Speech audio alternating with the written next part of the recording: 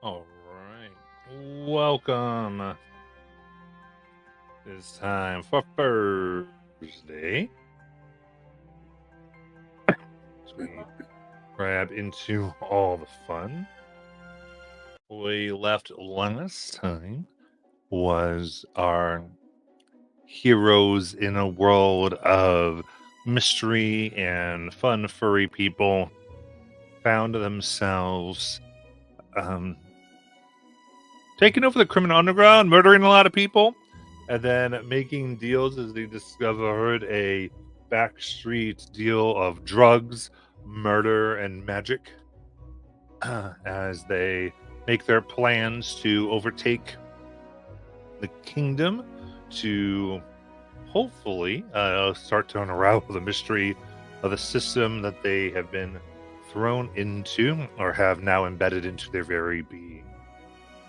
Now, our heroes just recently went ahead and had meetings with several criminal families and now have gone back to their base in order to make a plan for what is to occur next. So, having your options and ideas ahead of you and getting a better landscape of the criminal areas of the city, you sit in your still very trashed bar from your invasion because you haven't been able to repair it or anything like that. What would you like to do?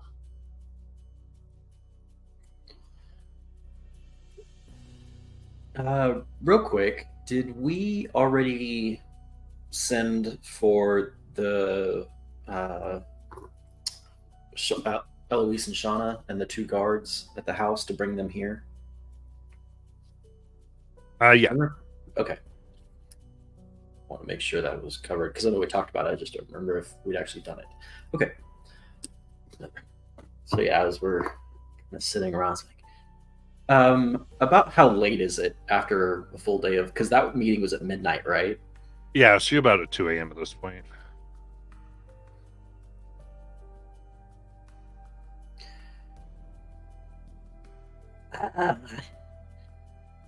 I didn't really think about it until just right now, but do you think that the Myriad is going to try and make a first move on us? Because they have to be getting information that of what we're going to try and build, right? And we're going to be a competing group in Magic. And if I were them, I'd be thinking, well, we can't have that. And one would think that they might sneak into the hovel at night and slit our throats in our sleep, but I don't know. Something tells me that they'd send a message first. A very violent message. you think, but still a message. A kindly warning before assassinating us? I said violent, not kind. Oh, a violent message before assassinating us. All that to say, maybe going after them sooner rather than later would be prudent. That's just my idea. Do we know where they are? Nope. We know nothing about them. We don't know where their base is, or who their members are, or well, yeah, we just know that they deal in magic. I could ask the animals, although their knowledge is somewhat limited. What would you ask them? Well, they are known as the myriad of many colors, correct? Right. So one would think perhaps they wear ostentatious garb. Many colors, perhaps? It's in the name? Yeah. Are animals colorblind? Not all, but most, I think. So they might. We have to be very careful on who we ask because they might not be able to discern which ones are wearing lots of colors. I have an idea if that doesn't work. You guys said that the other guys are smugglers, but they're probably not getting the drugs from, or making the drugs. They're probably getting them from someone, and if they're getting them from the Myriad, we could probably follow them back to see where they're getting the drugs from. Try and track the smugglers back to the source to see if it's the Myriad.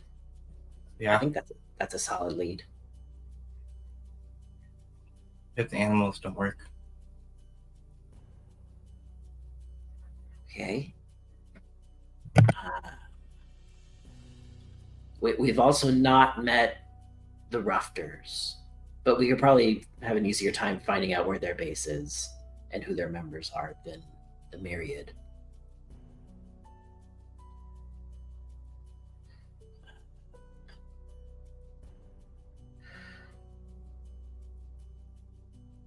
Well, we can.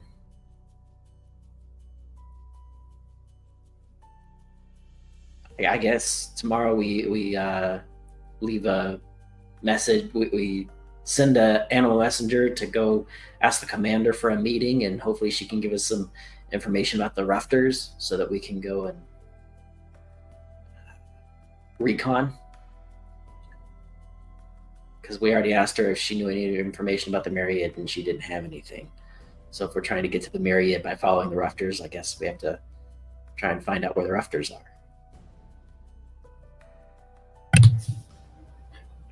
Either that or we I believe go. we're making a big assumption Which one? that the drugs are coming from the Myriad. I mean, yes, that is an assumption, but Great point, Sharp Cheddar. because we're gonna have to get rid of the drugs anyway, right? Right. So even if we don't find the Myriad, we at least find where the drugs are coming from. So my understanding, or at least that's the way they made it sound, was they were being smuggled in from outside. So we would have to leave to find them. Yeah, if they leave the city, then we might not be able to follow them outside the city. That spreads us I too think we're assuming that our two problems are connected, and they may not be. Yeah, it's some wishful thinking, I'll admit. I mean, I'm also making assumptions that they're not. So there's a lot of assumptioning happening here, but Yeah. assumptioning, is that a word? It is now. Yeah, we invented it. We could always set up a meeting under the pretense that, we want to just negotiate and then murder them. But then we won't be able to find the other crew because they'll be on to us. Yeah, it seems like that's not considered honorable in this city. We've sort of gotten a bad rep for doing that already. No, but if we set up the meeting, with the gift and whatnot, and then kill them, we followed procedure. We just murdered them afterward, and two of the three remaining would be okay with that. So they want them gone. So we should use the very system they devised to indicate that we are engaged in peaceful talks to trick somebody then into killing them? Is that your plan? It was just one suggestion. Okay, I'm just saying. But then what is in the future if we do that, and then they just assume we're going to kill them too, and then they come and kill us? What if we inform them ahead of time? Well, Like, hey, we're going to utilize your peace treaty system to draw out the people you dislike, and then we're going to murder them. That way they know. It's like they're in on it. I still feel like that mentally paints a picture in the head of we don't give a crap about your system. We're going to use it to our advantage and potentially maybe next time on you. That is certainly a possible outcome. So, I mean, obviously no decisions are being made here, but we could always just request for information on both the Myriad and the Rufters from the respective people that want them gone. And correct me, Matt, we did ask the Baron for the information they had on the Myriad, but there wasn't really, right? Right, they really didn't have it. Right. They just mentioned about the head exploding and the threats. Right, they just had like one contact, basically. Right. Well, another idea is we could kind of have them come to us, and I think the way we do that is by accidentally stepping on the toes of their business. Like if we start hitting them where it hurts, their money, then they have to come to us, right? That's why you're big cheese. And I'm not saying we open up more businesses. I'm just saying that we start doing things that, like magic-wise, and I think the school might be one of those things, incidentally, that starts to step on their toes. So I'm gonna step above table and just clear something to make sure I'm not confused. I feel like last week, every time we brought up the school, Matt was like, "Do that later," because we agreed we were going to do our criminal organizations first. Maybe I'm misreading what Matt was trying to put down, but I think that we agreed we were going to focus on this as we have a drive, and so I think that holding off on trying to open the school is something we would need to do. Yeah. Is that not what everybody else was getting? I like how Lucas is replying in character. I said above table, Luke. Yeah. Yeah, that makes sense. I think Luke was only bringing it up again as a way to try and draw out the Myriad, which is right. The goal right now. But again, because we have no information on them, we're like, yeah, we're going to take them out. We don't know who the fuck they are. We're playing. So I think the agreement basically was to try to turn into 3 storylines. And now if we want to kind of change that, that's fine. But that is sort of how we were progressing. Was there's going to be these 3 separate things, and there would be a little bit on their own. Again, I'm open to changing that. I just wanted to make sure that my understanding of what was happening was correct. Because I feel like every time, like, I was like, here, no, take this road. Don't talk about the school. We're going to do this right now. Which I was totally fine with. I just like, okay, that's right. Because we decided we wanted to be focused when we started. We talked about it at the end of the last session, was we were going to focus. Makes sense to me. But again, totally open. We can shift things. It's just probably easier to focus on one instead of trying to do all 3 at the same time. True. Or a flyer campaign of fake businesses that are all about magic. That is criminal, because none of them would be real. We're just scamming a bunch of people. Yeah. Now, all that being said, like if you wanted to try to go weird teaching magic and you're trying to take that would make sense. So I think I'm looking at Luke's doing a part of it to particularly irritate them does make a little bit of sense. To draw them out, yeah. It's right. I wasn't trying to start the school properly. Right. Yeah. Right, but to kind of go, hey, we're passing the word around, rumor campaign, all those actually do make sense in this context.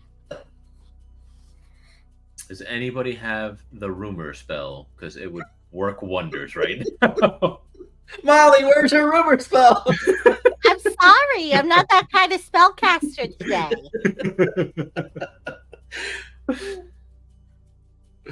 because it would work so well right now. It's true. It's true. It's true. Hmm.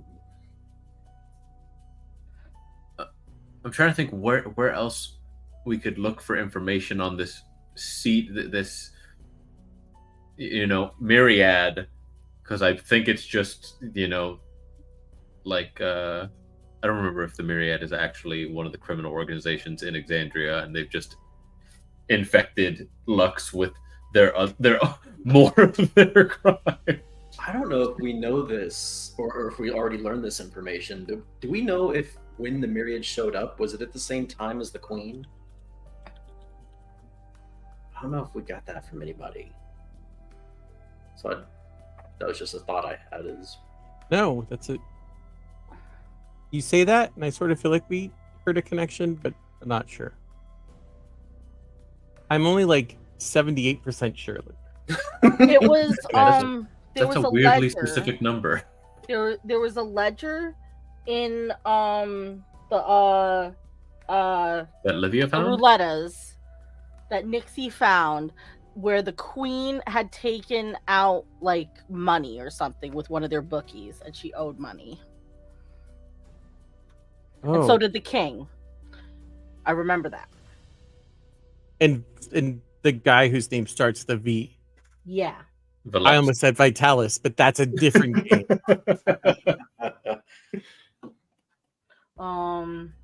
Oh, Dixie found that the High Queen and Velusk owe a lot of money, and they also have dealing with city guards. I wrote it down. Nothing about the King. Yeah, I don't have any notes about when the Myriad showed up, so I don't think we found that out. But No. if I did, I forgot to write it down. I say that we be on guard tonight, rest, recuperate from our high anxieties, as Ursa looks towards Talask, who's sweating bullets. And tomorrow, I send out as many birds as possible to look at things. Oh yeah. Can you send out messenger birds to the Baron and the Roulette family to let them know that we accept? Yes. Should How are the you birds, sending out those birds exactly? I give them food and ask them nicely. What spell are you casting exactly? Because I'm a druid also, and maybe I can assist. Speak with animals and animal messenger. And they're both ritual spells. So I can do it as many times as I want. Oh, never mind. You don't need my assistance.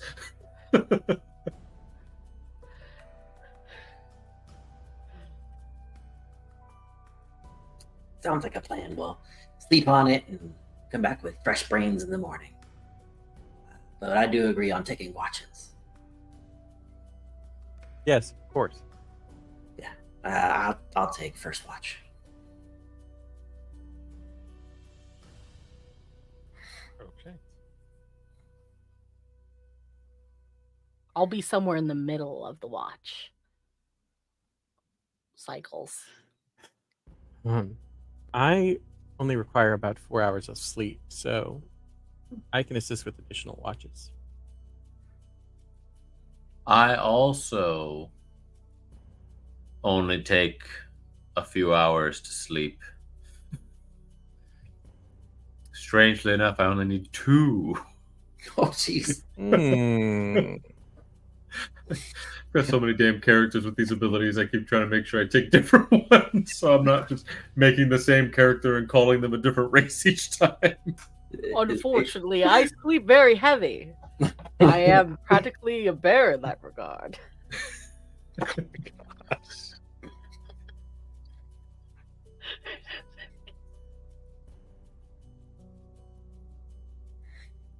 Oh my goodness gracious. All right, so we've got 3 watches. Anyone any watch conversations that we want?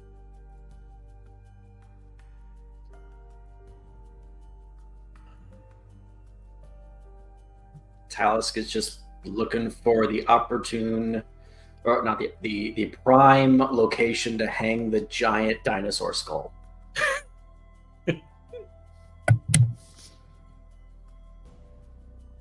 Nixie will be up with you during that watch. What are you doing? Oh, okay. So, do you see the giant rotting corpse of the dinosaur over there? Oh, that's what smells. Yeah. We did a lot of talking and dealing instead of cleaning yesterday.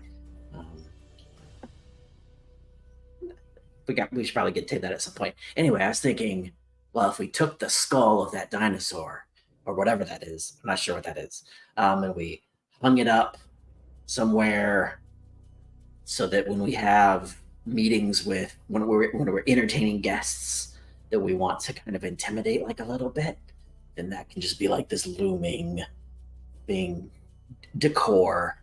It'd be like, yeah, that's right, we took that down. And we just won't mention how many of us it also, yeah. But that can just be like something for them to think about. Do you see? I'll help you lift it. Do you see any load-bearing like walls, or do you have a stud finder that we can? My God. is that some magic you can do? No. Okay. I made shirts in the real world. I have no idea how to do carpentry stuff. Yeah, I did hair. I worked at a hair salon. Oh, I that's met cool. Galen. Yeah, he came in for his hair. He really takes care of it a lot. Oh, huh.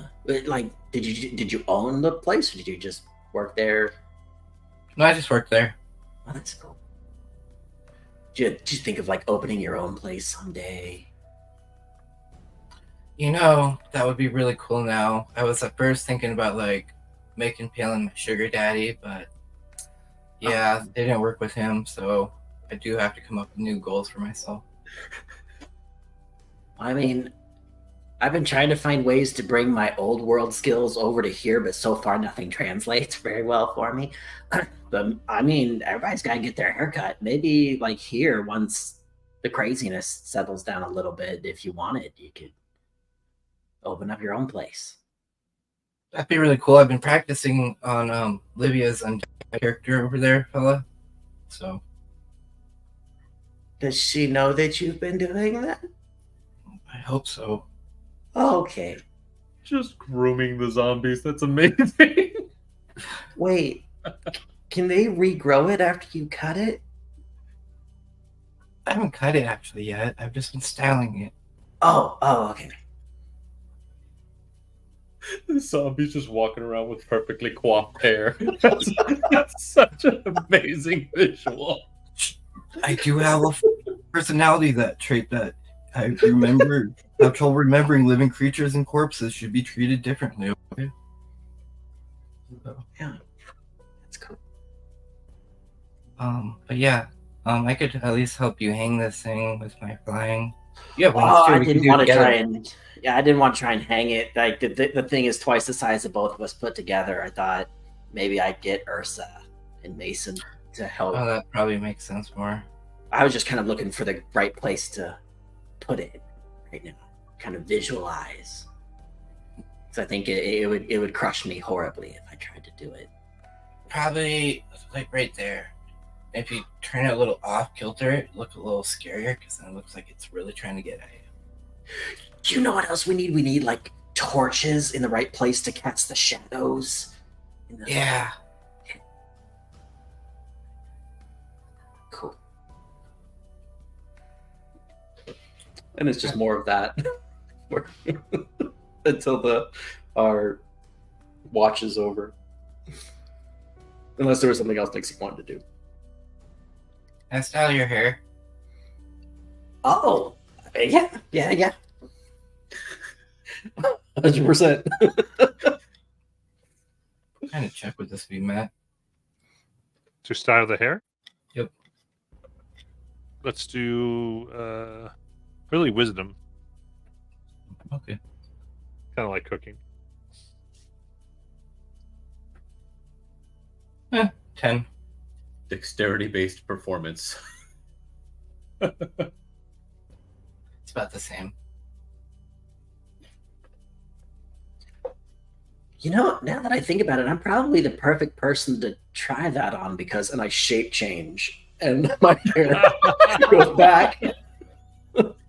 Wait, you can instantly grow your hair. You're like the perfect test dummy. That's amazing. I have so much plans for your hair. I'm excited. You can I'll leave it to you. You're the professional. All right, then both of you give me perception checks. I just realized we're keeping watch inside of our hideout. Right? And there's a back door. I got a 15.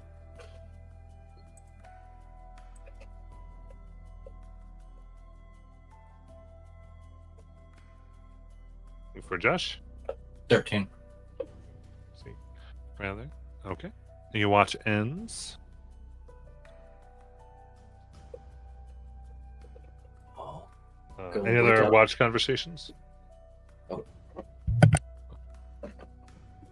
All right.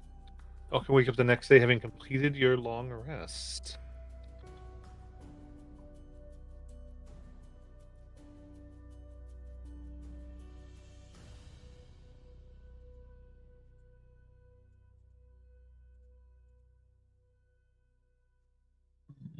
Excuse me.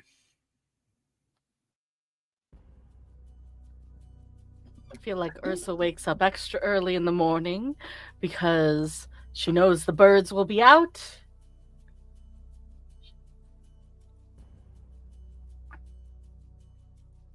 She ritually casts Speak with Animals, goes and talks to the birds, asks if they've seen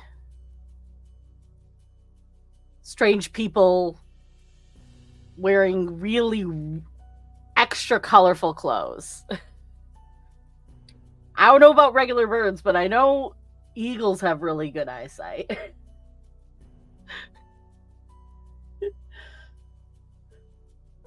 Extra colorful. She has a nice No, I don't say. Yeah, they, you know, intelligent eyes. that a little confused. And you start to get a report about that's clearly Army and others, but nothing that really hits on what you think might be there.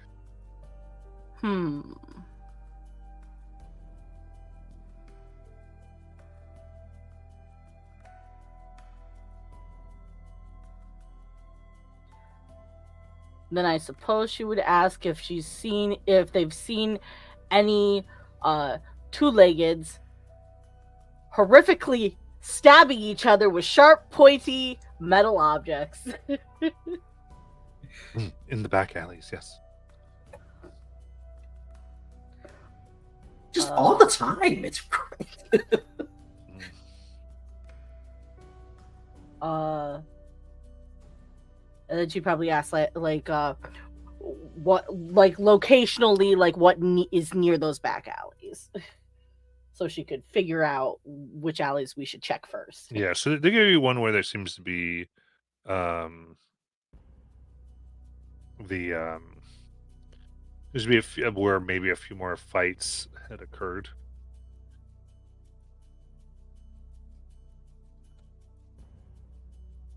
You get some of that info.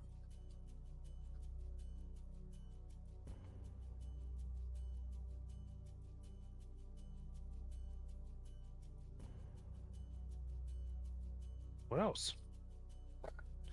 And then I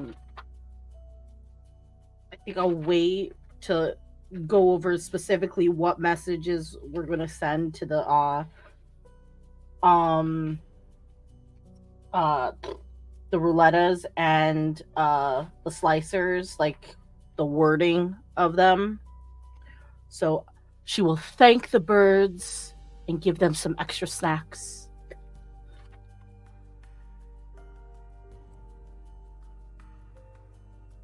And then go back down and see if everybody's awake. Yeah, once we're all sitting down and talking about our reply, just quickly I'll bring up. Okay, so if I remember correctly, the Rouletta family said 20% of the profits they gain for the patrons that we send to them that otherwise would have gone here. I think that's what it was.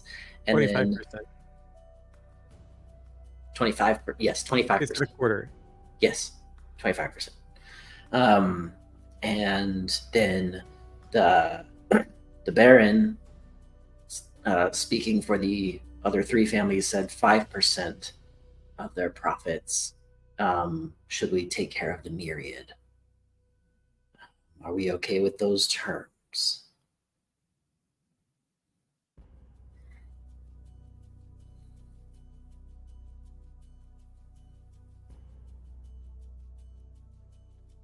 Yeah.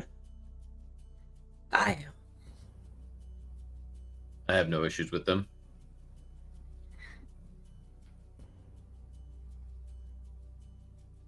Versa? What was the question? Are you okay with the terms we currently have with the Rouletta family and the Baron and the other three gangs? Yes, I think it would be having peace between us would be acceptable, and that this myriad, they are dangerous, and getting rid of them seems to be for the benefit of every other organization. Same thing with those rufters polluting the people with their drugs. Yeah. Livia, what do you think? I think they're acceptable terms, and the goal of the myriad conflicts with our current mission anyway, so we should take care of them. Nixie, you good? Yeah, I'm good. Okay. Then, Ursa, I think we can just send very short messages via your animals, because we warned them that we might be using those, that just says Parabellum accepts the terms.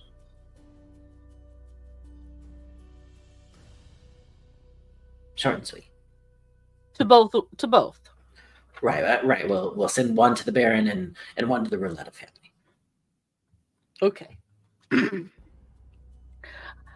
I go find a bird who is willing to take my message because consent. How is this process of consent? Ursa first does speak with animals and asks a bird if they are willing to send a message with her voice. And it might be a little bit jarring because when you speak with my voice, it kind of takes over your brain for a moment. But you are fine. You are safe. You are loved. Okay. Give me a persuasion check.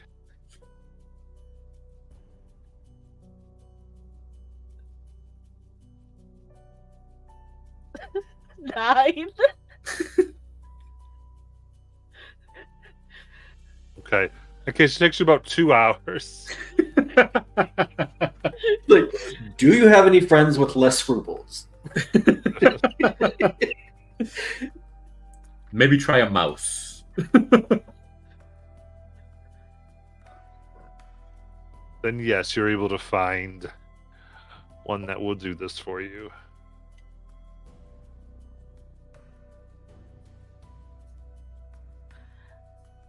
And then plink animal messenger. Send it off.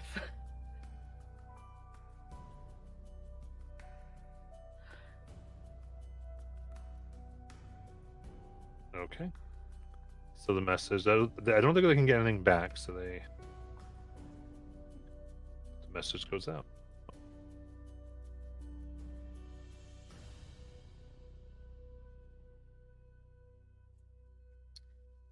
Ursa, well, first, did Ursa tell us about the information she got about the Oh yeah, she would have told fighting? you. Okay. Well, I mean, we could always go and check that place out to see why there's fighting, if the Myriad is involved with that, because aren't they the more violent ones? Oh, another thing I just thought of is if they're using magic for their violence, maybe that will show up as evidence in the places we look. Because aren't they the only ones that can use magic, really? Them and anybody who's on that drug. Oh, right. It just has a harsher backlash on non-magical, the people that are not magically gifted.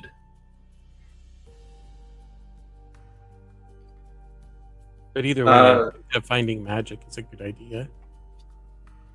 When we were at the meeting with the Baron last night, did anyone have detect magic up? Someone did, because Yeah, Someone that's did.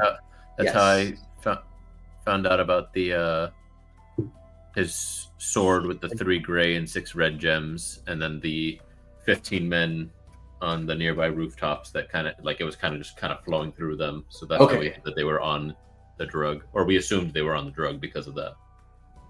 Okay, so we can use detect magic to try and weed out the people that are on the drug.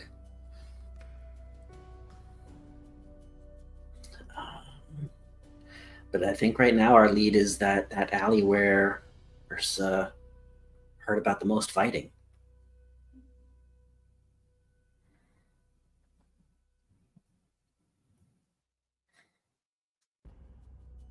Perhaps if we start picking fights in alleys, that'll also maybe that's the chick.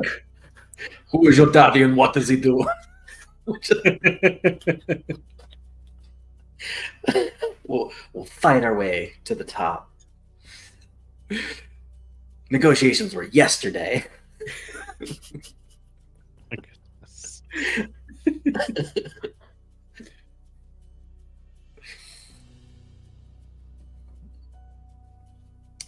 But yeah, unless anyone else voices a different idea, I think go check out the alley. That's what I'm in favor for.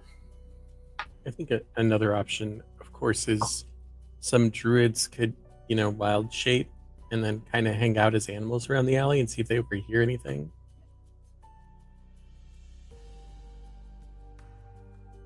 But that sort of excludes everybody else, and I don't want to do that. So. We'll just leave the druids alone in an alley on stakeout. I meant like running around the tops of buildings near the alley. All right, guys, we're splitting the parties. It's the druids and the non-druids. it's exactly half and half at this point. You'll have some healing, right? I could do it.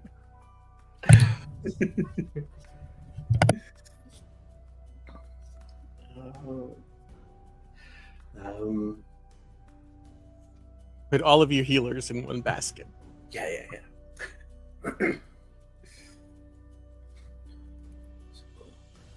One conveniently clumped basket. Okay, so you're doing this investigation? Yes, I think so. So, is everyone going together, or do you have people on rooftops? No, maybe we should change into animals, be on the rooftops, and have people who can't change into animals go in, and then that way we can get the drop on them if anything happens to you. Just to think there are less of you than there are. I can be shaped for 2 hours. Also, I can fly. It is not something I care to do, but I can. I've managed to find different ways to utilize that energy. But if You don't have to. I could do it. I don't mind being animals. I actually quite enjoy it. it is much more difficult to practice martial arts as an animal, with their joints being different than my own, as you can imagine. Well, I my mean- my intention was that we would then drop the animals if trouble started, not fight as squirrels. That does make good idea, actually. Like, if they were only to see a couple of us, they'd be more prone to attack. Wait, I forgot that you can use all class features while I could just be. I accidentally made Kung Fu Panda. That was not my intent at all. But I Because guess of I'll happy be accident. You can use you can use your class features as long as they make sense to the form. yeah, I can unarmed strike as an animal. Nope. Sadly, no. You'd have to be a bat. So I have allowed people to do Monkey King because at least you can stand like their fight is. So I always go like your fighting style is based off of bipedal. Matt, what about all the dogs that fight with swords? I just use a quarterstaff. What about all the Ninja Turtles? I happen to have a feeling that this city would not be glad to see a large brown bear walking through town. Is brown bear the only thing you can do? Well, there's a dire wolf, a giant spider. You have never seen a squirrel in your life? Ursa, I saw you feeding a squirrel alongside the pigeons. Yes, Are you just saying you choose not to? That's right. You all have problems with being small for some reason. Small is lesser for you guys. no, I'm simply afraid that No, some don't of my call me other a abilities divist. simply cannot be contained within a tiny form. Are you talking about if you rage? If you go feral? It's not just that. Okay. You all don't have to Sometimes the change. appendages I'm get going larger. squirrel. Okay. I don't care what the rest of you do. Jeez. Like my arms. I have such self-limiting druids. I didn't say I wasn't gonna join you. I just Oh, listen, you have was issues. explaining in character No. that it's hard to I think fight you to a as squirrel. animals. And What's stop kind of listening. nice though is that if Wait, Ursa are we- can speak to animals, then she can still talk to you and us at the same time.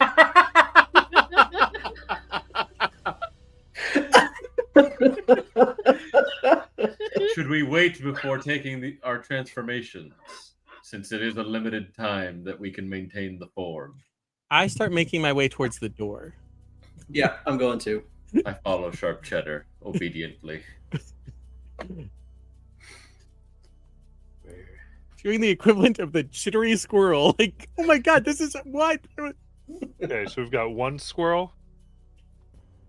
Yep. Okay, cool. Oh, you transformed already? Yeah, I did say I did, so I'm gonna stick to it. It's gonna be obvious though if we always come out as squirrels. They're gonna be like, if there's squirrels around, that's probably Parabellum. It's fine. Listen, if they see me change from a squirrel to a person, then it kind of gives it up anyway. All right, I shift to a squirrel at the door. Choose another Walls animal if you closed. want. I'm just saying I'm a squirrel. No, I think squirrel is now the go-to reconnaissance shape for Parabellum. Listen, if I had the ability to fly, I'd change it to something that flies, but I don't Oh, have that no. ability. You know what? I'm just picking whatever. I'm doing whatever you do. Wait. Never mind. That's not true. You're a moon druid. You have better shapes than I do. That's fine. What the hell form is it? Wild shape. There we go. Yeah. Because an RSO is what, CR1, I believe? I don't have access to squirrel. I think it's like Do I just use rat? Rat's fine. I mean, that's what they are. They're tree rats. yeah. They are rodent animals. Look at the druid side, Bobby, not the cleric side. I just saw Yes. a Yeah. thing called them the tree rats. Can a CR1. druid that's wild shaped and a paladin lay on hands? Oh, but I can't punch things? Correct.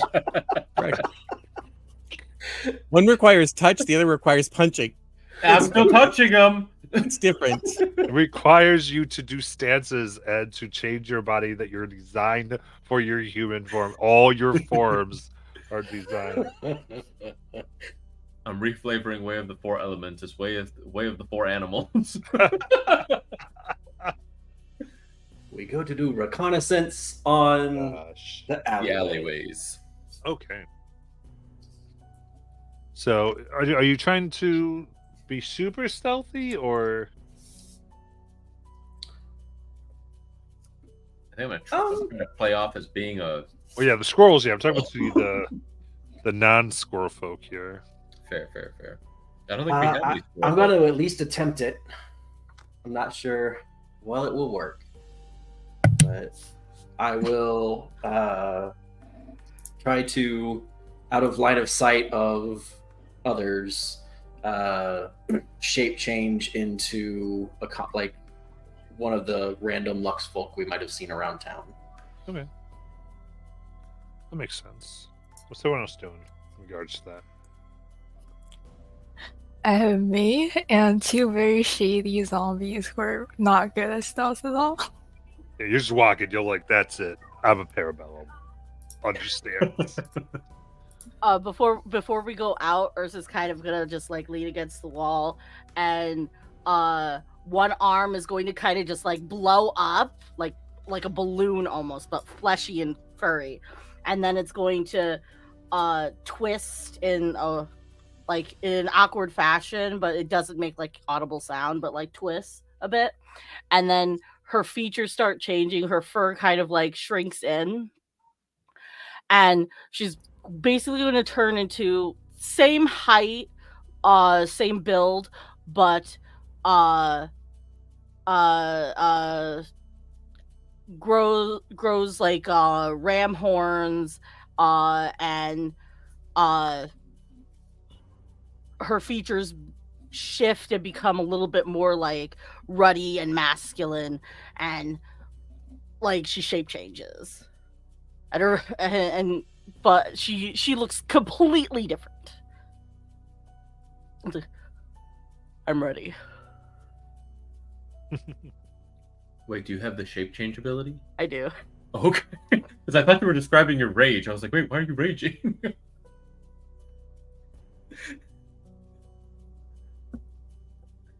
Okay, very cool. All right, so you making your way, and so where's in the south? This is just some people are kind of being a little more sneakier, like more just looking different, which makes sense. Okay. Then give me perception checks. I guess everyone who's keeping an eye out. Oh, thank God I get to keep my stuff my mentals as a squirrel. 23.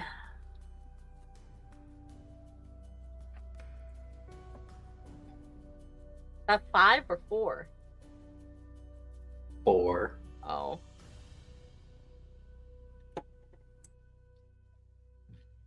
16. 15. 7. 20.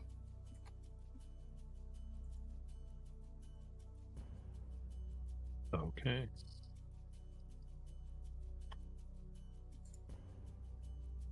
Sounds good.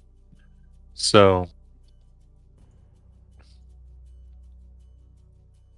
going through this, you're in the distinctly poorer section here, and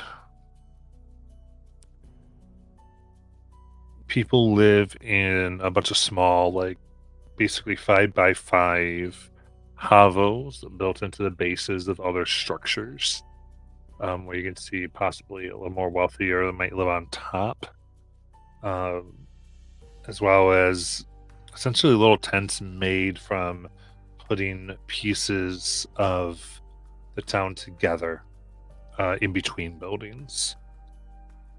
And after taking about 15 minutes, you come down an alley where you begin to see these blue lines that glow a bit in the veins of the people, and a few that look like they're either dead or dying, with their eyes like pure white. Among them, you can hear a woman throwing another woman against the wall as her kids kind of scream a little bit, and you look around the corner. You see her and 4 others saying, as she says, "All right, it's time to pay up now. Come on. You had your fun. You've casted your little spells. Now, if you don't have the money, we're going to have more problems. Maybe we'll take you to the Myriad for testing. Well, maybe your young ones here instead."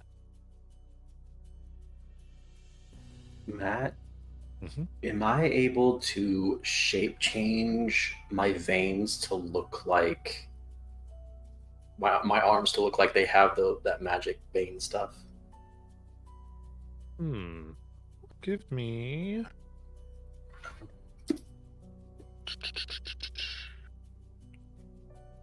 Is your shape change a racial or? Yes. Okay. I'll say just give me a straight up wisdom check. Okay.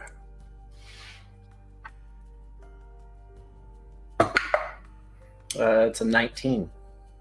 Nice. You're able to successfully do this as yeah, you now look like one of these more drugged individuals. Kind of more hollowed eyes, sunken,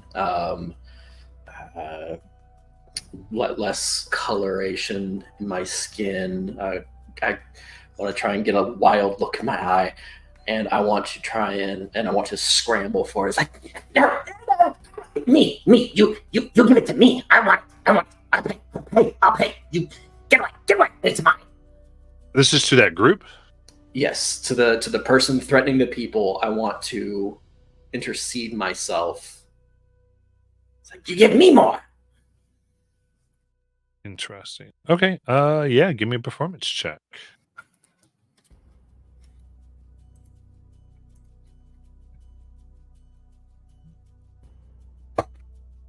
Nat 20, 26. Let's go. Ooh. Ooh. Okay. So you push them, and they're definitely distracted for the moment. They're away, they've let go. If you got money, got something for you, then you get out of here. I want the good stuff. And I want to fumble around for some silver coins in my pocket. Okay. This is important. How many do you take out?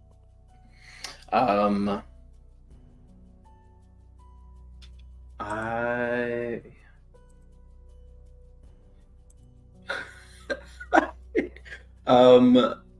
No, I was going to fumble around for silver coins, but I don't have silver coins on me, so I want to produce 5 gold coins. Mm. She smiles and looks at the woman. Now, this man knows how to get things done. Yeah. You take your gift. You can use it to get the money to get more, see? She will take the 5 from you, and she gives you the equivalent. It's in a she hands this over in a jade bottle.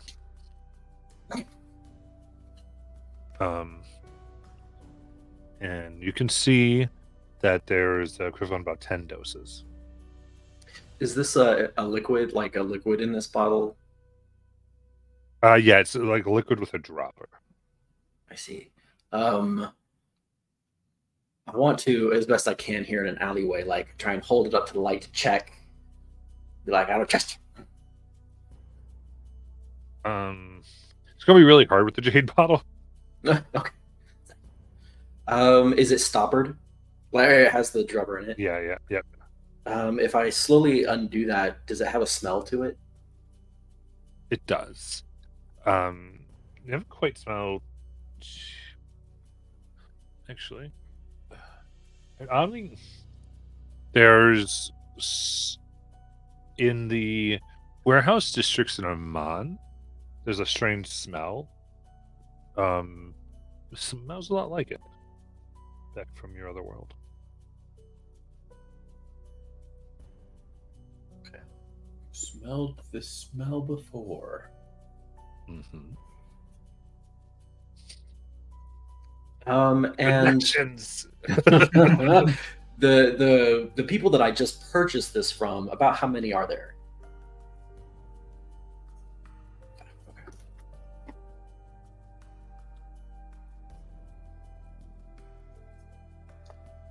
And once I have it, I will kind of try and slink away from this group, back away, and try to kind of, because I don't think I have message, but I'll facing away from them, trying to do this subtly. I'll be like, so that we, hopefully, they understand the message that those might be people we can follow.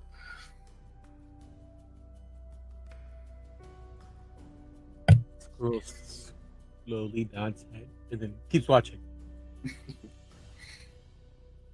I'm like conspicuously eating a nut. Yeah, and they kind of That's what go, a girl does.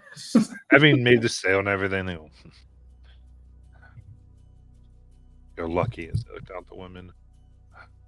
But you better have the money tomorrow. You understand? They leave, thus making a rather big sale.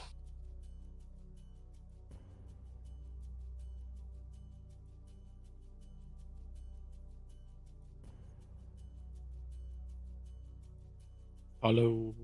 Okay, so the follow. This is where I need stealth. Does being a squirrel give any advantages? Give you advantages because you're less of somewhat noticeable. And we would use the rat. You right? use the rat's dex, Dex. but if you're proficient in it, you still get your proficiency. My proficiency. Okay. So I get a +2 to this stealth roll as a rat. No, it's the same. Or as a squirrel. 13. But you said we have advantage? Huh? I think Matt said we got advantage because we're squirrels. Correct. Oh, nice. 21. I rolled a 1 and a 5. So that's a total of 7. Okay. Is it only the squirrels tailing them? I rolled a 10 for my stealth. Oh, are we all following them? I was not. I thought it was just the squirrels, but Okay. but you are all characters and can do whatever you want Yeah. to do. What's Nixie doing? Nyx will follow because she has invisibility, so she's going to cast invisibility on herself. I got 22. Yeah. So one thing to keep in mind with Nixie is everyone here is animal folk except Nixie. That's right. So just so you know, wherever Nixie goes, like people are like, that's Nixie. He's the one fairy here. That's what happens when you sleep with the devs. I'm gonna try and convince people she's butterfly folk. Oh, she's moth folk. Moth folk. Yeah. Moth folk? That's what we're going with. Well, she said she had moth wings, not butterfly wings.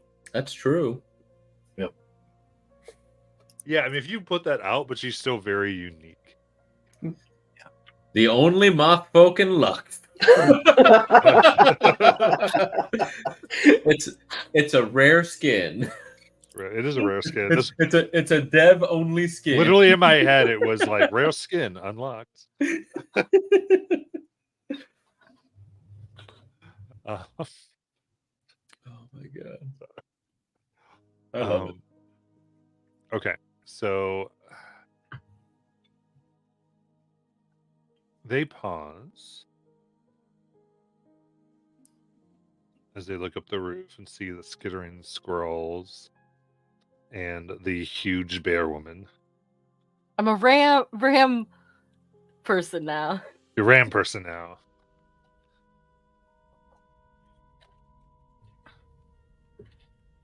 And the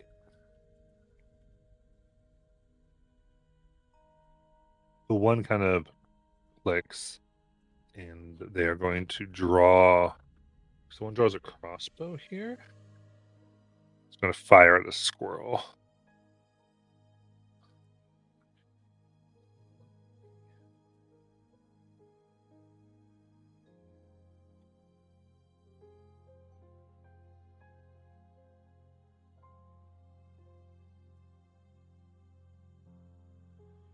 It was a 22 to hit the squirrel.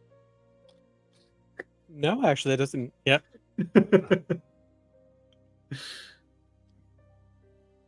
A total of 10 piercing damage. Oh, that's super cool. Squirrel has 1. So your I'll 9 take is that other 9. all right. Now this will be Theater of the Mind, but go ahead and roll for initiative. Fuck! I have to roll squirrel. I had a plan if you didn't get shot. Next time, get shot. Oh shit. I'm gonna have to. I'm gonna have to custom roll this, Matt, or I roll the +9 and then correct the actual number. You could just roll a dice too and tell me what you Okay. got. Because it's +0. 3. Okay. 3 is my initiative. What the hell does it take to drop Wild Shape?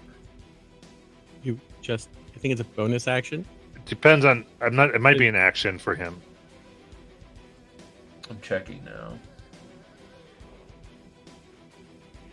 Because I know Circle Moon is bonus action either way. I love the idea that Lunar is like, yeah, it's a bonus action. Yeah, it's a bonus can do that with a action. bonus action. But it does say that you revert to your normal form unless you expend another use of this feature. Does that mean that if I expend a use to do my my elemental conduit ability, that I would drop form? The Spores Druid that I changed the name of to gain the temp HP. Would that drop the form? Oh, because you use your wild shape to do it. Yeah, Because it calls upon wild shape. because I Here's don't the actually thing: know. if we say that's what it's going to do, then you can never use it to buff an animal form. True. I didn't think about that. Because I genuinely don't know the answer to it. Because it says, I mean, You it can makes sti- sense, but you I would can also go. because of the way you wanted to do it, we could go the other way, but we have to pick a way. Yeah. Because it says you can stay in a beast shape for a number of hours equal to half your druid level rounded down, period. You then revert to your normal form unless you expend another use of this feature. So wait, does that mean you can not drop the shape because of time by just expending another use of it? Yes. Oh, okay. I didn't read that properly, so no, yeah, that's fine. I will stay a squirrel for the time being.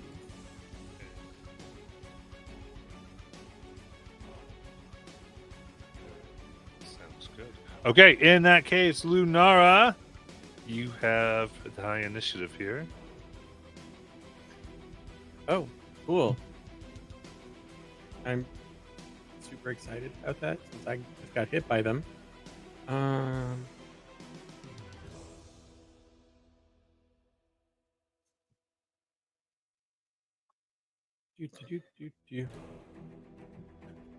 I will.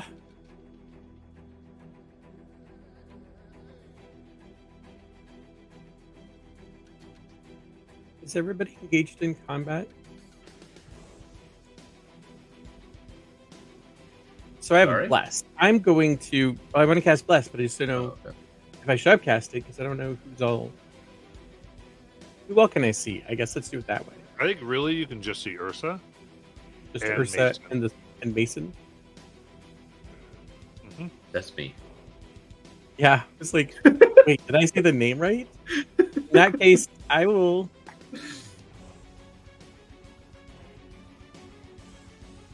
Cast it on. I can cast it on myself too, right? You can, yeah. I cast it on the three of us. Nice. Blessed. Bless up. And that is my action.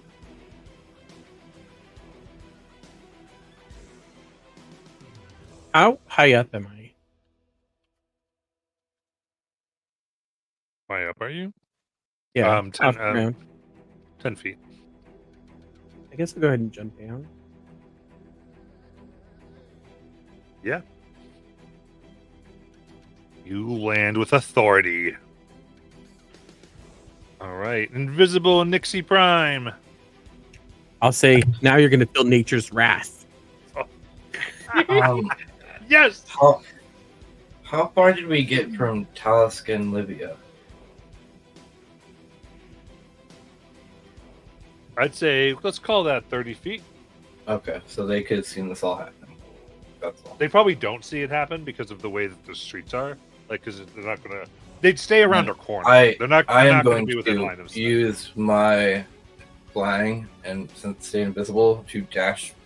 Well, not dash, but just get to them with my 35 feet and then tell them what's going on. Okay. And then I will dash back and Gotcha. stay invisible. Got it. So out of nowhere you hear... Say it. Give the Nixie voice.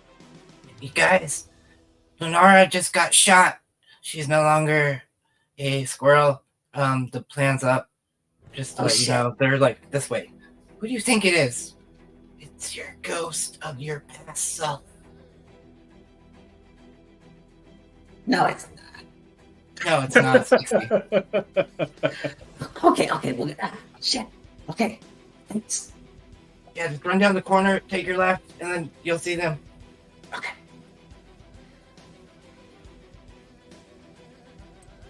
Okay. All right. So at this point, you do see all of them take out a little jade bottle and take a quick dose, and it becomes extremely hard to get a bead on them as they essentially have blur, so they are disadvantaged on all attacks against them.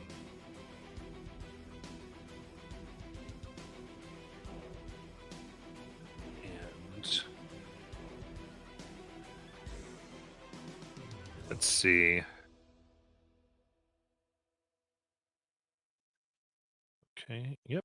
The one is going to go ahead and take their dagger and try to throw it at... Oh, actually, no, Lunar, you got down there. That's right. All right, they take out a rapier and charge.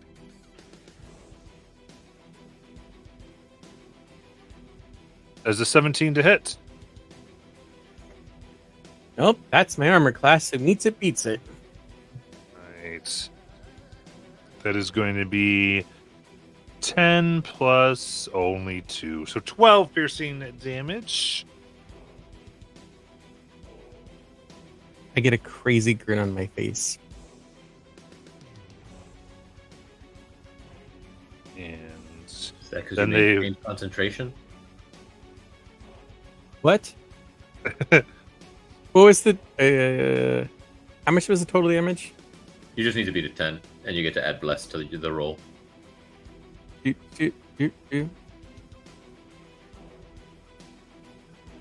it's Constitution to save it. Hey, I have advantage on those because I am a warcaster. Nice. Okay. And they follow up with a dagger attack. It's going to miss with a 16, though. And then we're going to get to Olivia. That's a natural 20. Let's go. And I didn't Plus add the a D4, but D4. I'm not going to. I think Good to go. 22 gets it. Nice. Hearing what Nixie said as a disembodied voice, Olivia is going to have her zombies dash around the corner first to go after whoever. Yeah, and I think they now have 40 feet. Just getting there. Yeah. And then that's going to be their turn. She herself is going to bonus action Crimson Lash and follow up. So she has 30 feet, I think. Does that mean she can get to one of them? Yeah. Okay, Yeah. For so- whatever reason, I think it's because I envision this Amazon. I see the zombies parkouring off of the walls behind them.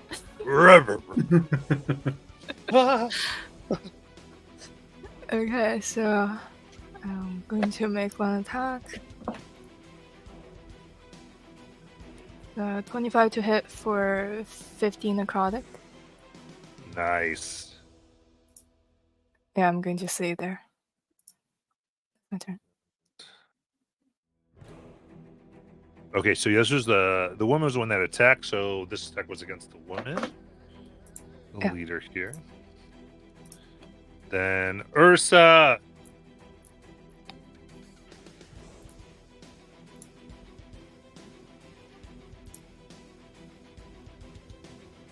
Molly, you're muted. Thank you.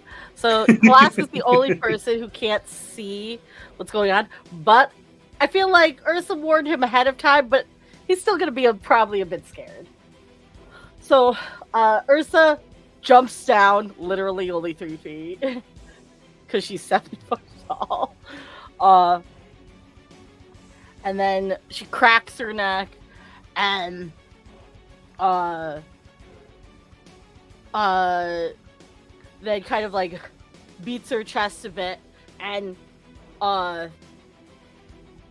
transforms into a very large brown bear just in the middle of this alleyway, and then lets out a really deep and monstrous kind of like roar as the fur on her shoulders just starts melting off, and the arms like blow up and become incredibly muscular and purple, and veins just popping out, and one eye just like gets incredibly like bloodshot, and like foam just like starts coming out of one side of her mouth as she goes into a rage, and she gets like moves forward to get right up in front of one of the guys just like foaming at the mouth in front of it. Just like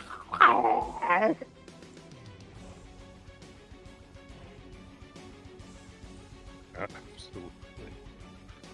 All right, and you're going for your attack, or is this your action to do all that? this was my action, bonus action, movement.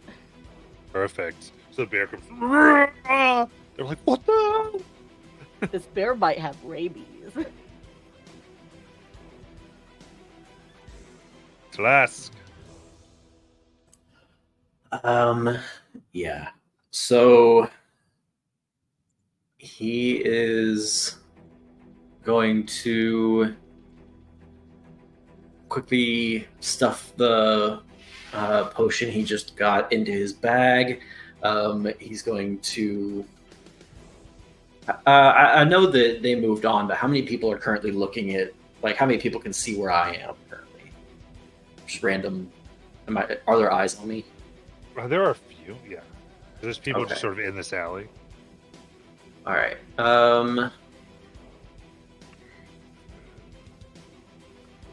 Is there a place that I can see where I could kind of step out of line of sight of other people? I'm not concerned about our group, but yeah, I would say half movement just to sort of get a place where you can do it reasonably unseen.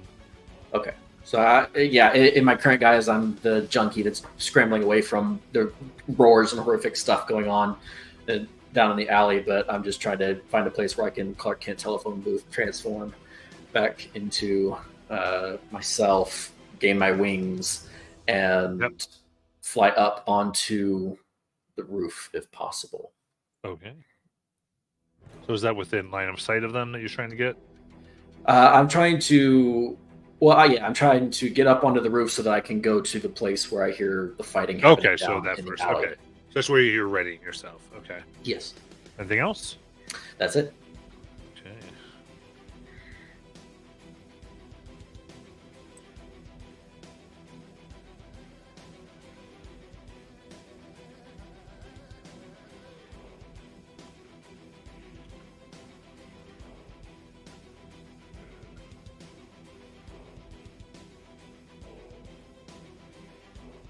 Okay, so the one that has shot at Lunara before has their crossbow here, and they're going to, I think, well, what they're going to start with is, yeah, they're going to shoot at Lunar and Ursa with it. I'm getting 2 shots off here. Lunara first for a nat 20. Am I within line of sight of that? Well, you said you could sort of see and get there, so I feel like you wouldn't be in line of sight of this. Okay. That kind of they don't see you, don't see them. Like you, okay, got it. Kind of know where it is, but okay. And then second shot on Ursa is a 19 to hit. That hits. Okay, so I'll just do 1 damage here. So actually what this is it hits Lunara, travels through, ricochets off the bones in her body, and it hits Ursa.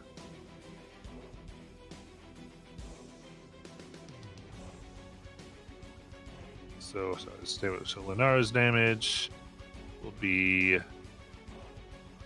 total of 33.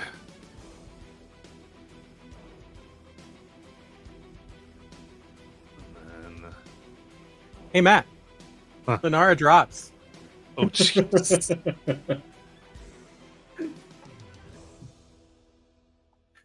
15 to Ursa.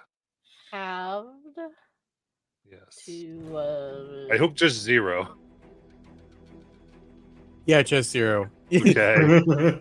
I had 27 hit points left. Yeah.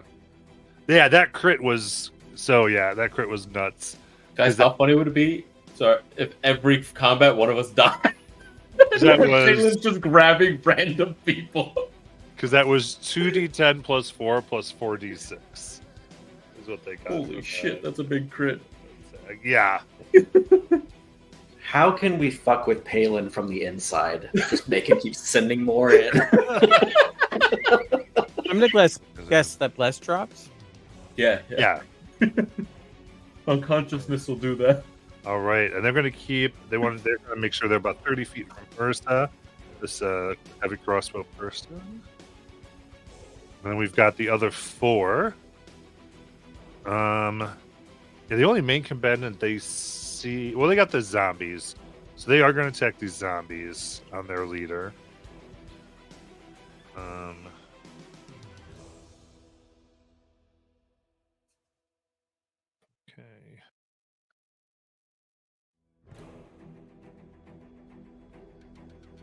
Sorry. So let's see here. That's an 18 to hit. I think yes. So to the zombie. I do need a strength save, and they would take 4 bludgeoning. Okay.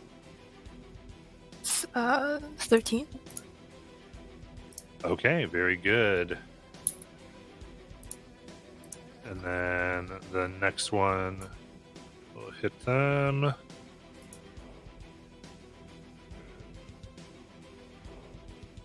For a 19. Spit. Strength save, please. Okay, that's 6. Okay. So they're going to take a total of 8 bludgeoning damage, and they are knocked prone. And this is they have these small shields. They start knocking this one over, and then the other 2 zoom in and are going to take out hand axes and try to just start chopping the zombie apart the best they can. I feel like they're having way too calm a reaction to zombies in their city. That seems pretty not calm, actually. Hacking my zombie with axes. Yeah. I feel like they're panicking, going like at the same time. Okay. Dirty 20 to hit, and then 11 slashing damage.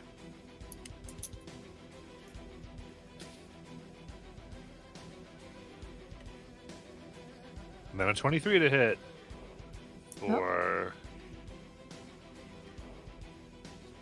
6 slashing Okay, damage. this one zombie is dead again. Okay, you did its con save? Con save. I believe you have that in your zombie block, right? Undead Yeah. Fortitude. Or con check, I think. Oh yeah, that's right.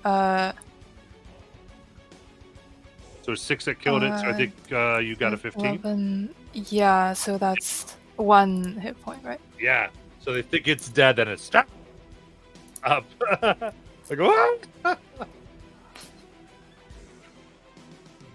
Zombies are resilient, folks. Yeah. Mason.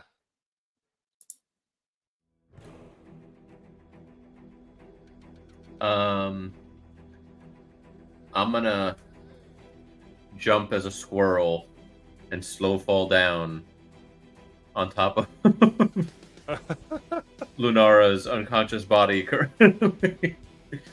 And then bonus action shift back into my large elk folk form and expend my second wild shape. Where's my wild shape? On your druid character. Yeah, no, I'm on there, but I scrolled too far to do my what did I call it? My elemental conduit. So you see a bunch of dark energy start flowing around me, and I will gain. Where the hell's the 4 temporary hit points for each level that I have in this class, so 16 temporary hit points. Nice. Oh, that's not how you math. And then I gotta remember my Halo of Elements so I can use a reaction. So that's my action, my bonus action. And then I'm just kind of standing in front of Lunara, technically, because I can't occupy her same space.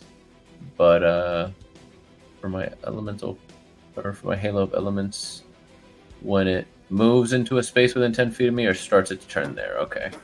Okay. And then pull out my quarterstaff and just set and ready. That's my turn. Got it. All right, as we go to the new round here, let's go ahead and just take our break now, and then we'll. Sounds good.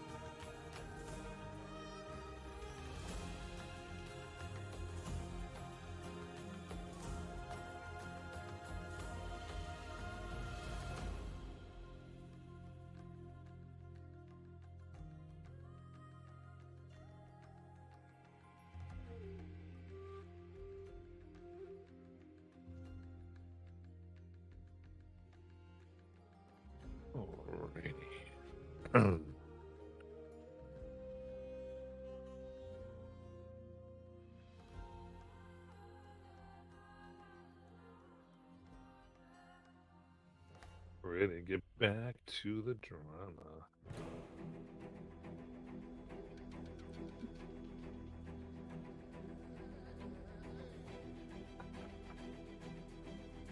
Lunar, I need a death save.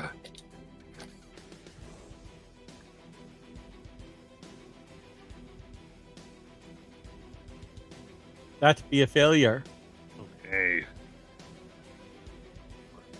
So below you, Mason Lunar begins to cough up blood. Just FYI, I like to play D&D. I know. Okay. It's Sort my of the favorite style game. that with this is like there's fun, there's all these things, and then counters like you could die. Nixie. Okay, so is everybody like surrounding Lunar the bad guys correct right now? Or who's still around there? The ones that would still be around there is I feel like just the one is That's within the 5 feet leader? of her. The leader's within 5 feet. Those Okay. are spread a lot more. Well, then I'm going to Wither and Bloom them. Come out of invisibility. So I made a con save of 2d, con save of 15. The rare moth person. Lunar, you get to heal a hit dice of +5. 17. Okay, so they will take half of 7. Necrotic. Very good. And then I appear right behind them. So if they're right there, is Mason engaged with them? Because technically Mason was right above Lunara. Right. So Mason would be within 5 feet. Okay, so then I want to flank with Mason on them. And in my bonus action, I'm going to... So this will give me a straight roll. So my bonus action, I'm going to drain life on them. As you see Nixie plunge out their hand to them for... What is that? 22. 22 to hit. Hits. Okay, so that's going to be 6 more necrotic, and then I'm going to expend a warlock spell to add 3d8 more necrotic. Yeah. But what is drain life? That sounds sick. It's my warlock that class. This war class is warlock patron. So it's going to be 11 plus another 18 necrotic. Total 18 necrotic. Yep. All So right. altogether, that would be Scream 29. as a bloody. What's it look like for you to drain the life? You see like Nixie corrupt the ground around them, and the energy slowly starts draining from them, almost like she does psychically with everybody a little bit. And then it goes instead into Lunara, reviving them, and then Nixie flies right down and pretty much latches onto them like a parasite almost, and just you see the energy of their life pretty much go right into her almost.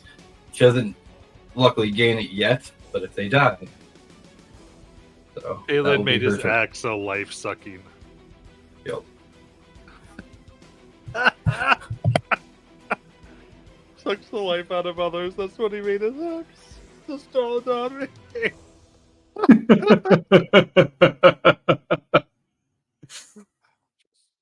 Sorry.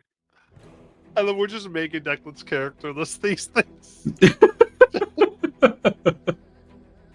All right. All right. They do not like that. That's sick as fuck. So they're going to turn around and stab you, Nixie. Their rapier for a total of 22 to hit. A 22 is going to hit. So I am going to need a dex save as I hellish rebuke them. Nice.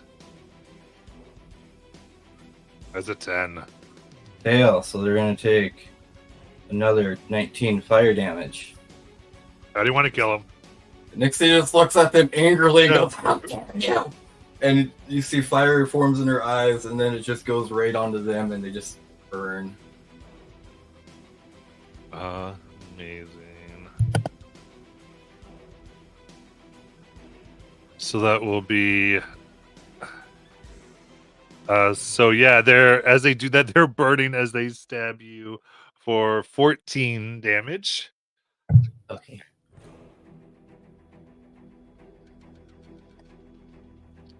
And they're dead, so you get your bonus. Oh, that's only if I would have killed them with that attack. With that attack, it only kills. Yeah. Okay. Nice. Olivia. So their leader is dead. There are 4 other enemies? 5. 5, okay. I'll have my zombies go up to one of them to get them, and it's going to be... Yeah. Your zombies kind of old. Yeah. Yeah, go ahead. Sorry. There's a bunch of stuff that meant nothing. It's 19 to hit. That hits. Or 6 bludgeoning. Second zombie is going to 21 to hit for 6 more bludgeoning. And I'm going to make my attack on the same guy. 15 to hit. That hits. Okay, that's 17 necrotic. Ooh.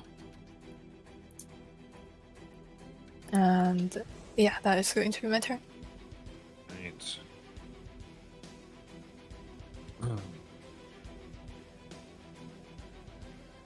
Ursa. Oh, but sorry. That kills him. How do you want to kill him? Oh, jeez. Oh, you just see like blood whip, sort of like lashes right out at him and breaks his neck. Nice. This one gets burned and drained. The blood whip breaks the other's neck. I love it. Tusk. Or Ursa. Ursa. Ursa, sorry. Yeah, Ursa.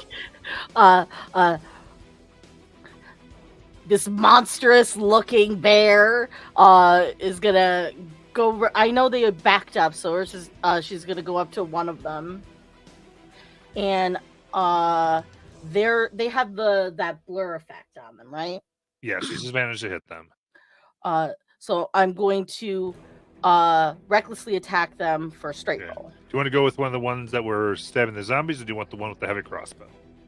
The crossbow. Okay, so you close this one. Very good. Okay, so scroll down. All right.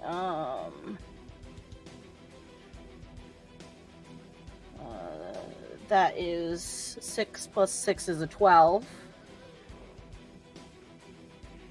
That's going to miss. And Tuck out of the then way. I miss with my bite.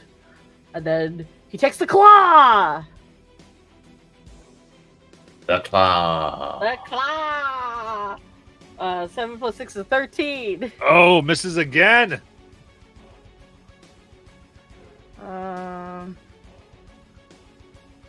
And I believe that's all I got. Where's my mutate shape stuff? That's for when I hit, so that's it. These guys are all going to risk op attacks, and they are booking the hell out of there. They just saw this stuff. They're like, no. That was scary. So crossbow person will take up from Ursa.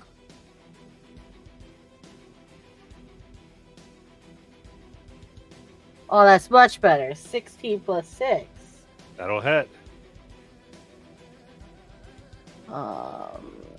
Brown bear does a D8, I believe. Yeah. Or, yeah, I'm biting him. 1d8. plus 4. So 4 plus 4 is 8 piercing. Okay, Chomp. it's good. You get a taste of them. They go 60 feet away, around corners. I think zombies and I think Olivia can get op attacks on the 3 others that are run away. Oh, great. It's 14 to hit. It Okay. hits. That's going to be 9 necrotic and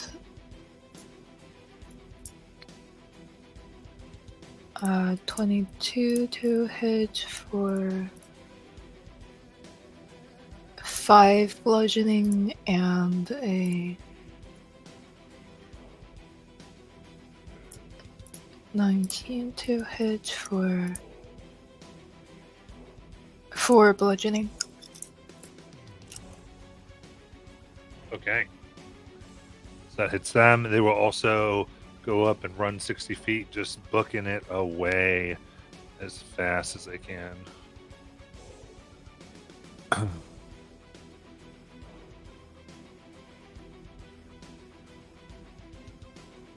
Mason. I have 40 feet of speed. Okay. Is Can it I still get- not my turn? Yeah, it's because I got ahead of myself on the one thing. So Talisk. Do I still see any of them, or have they all run? Theoretically, this would be before they ran. Okay. So what I wanted, because I was going to ask, do any of them look like they're about to run? I want to pick the one that looks the healthiest from Okay. where I'm standing. Can be the And I heavy want- crossbow. Sure. And I want to mind spike them. Okay, you got it. So it is a wisdom 15. Happens. 2. Oof. I'm hoping they. Oh, God! I rolled high. I rolled 20 psychic. They're still up. Oh, good. Oh, okay. Yeah, and I'm just standing up on the roof with my hands in my pockets, watching them run away, keeping tabs on where they run, Okay. and that's my turn. Okay, so now they're out of your sight as far as like you can track them sort of, but it's not going to be spell line of sight. If that makes sense. Okay. So Because they're going in and out of it, basically. And then Mason. all right. So with 40, can I get within line of sight of one? Yeah. Within 30. So because Lunara got healed by the thing, right? You didn't go back down. Okay. So. Oh well, none of you see this. I just realized, but the leader of the rest of them, the one that kind of like called the retreat, that was the crossbow one. Yeah, that one is going to be a total from your current position about 50 feet away. Fuck. The other ones you can get because they were ahead of them. Gotcha.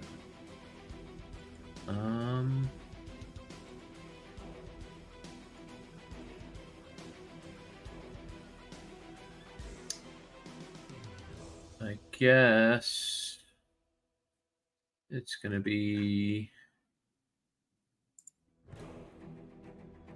what's it called? Where are you? Step of the Wind, so that way I can bonus action dash to get within 30 or to get within 25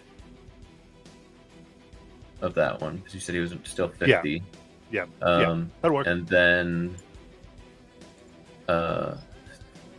burning through key. You see the dark. Well, actually, none of y'all see this. I water whip him. I don't gotta describe it when none of y'all can actually see it.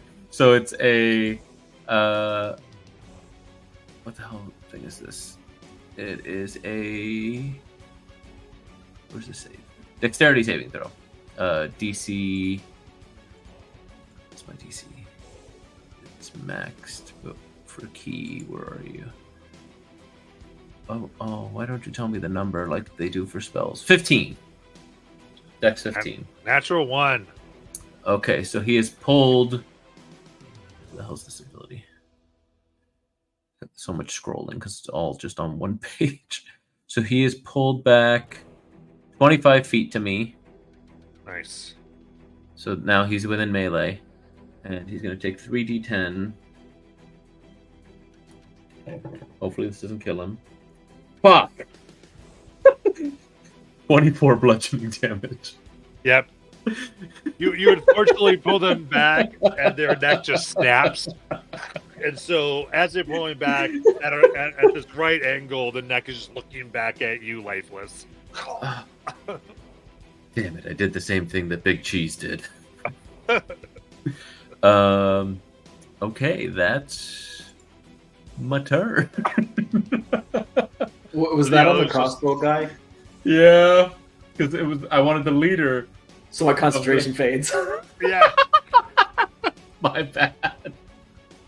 I thought Mind Spike was a one-time damage thing. It is, Yeah, but then I know where they are. Oh, I was tracking them back to the base. Not anymore. nope. I didn't know that. Nope, you didn't. Both Jonathan and Mason had no clue that's what that is. Okay, we're still in the first season of the anime. You're figuring it out. It's totally fine. That's my turn. Lunara.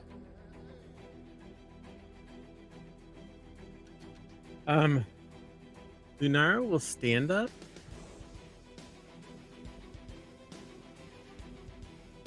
Do we want to follow them? And she'll hold.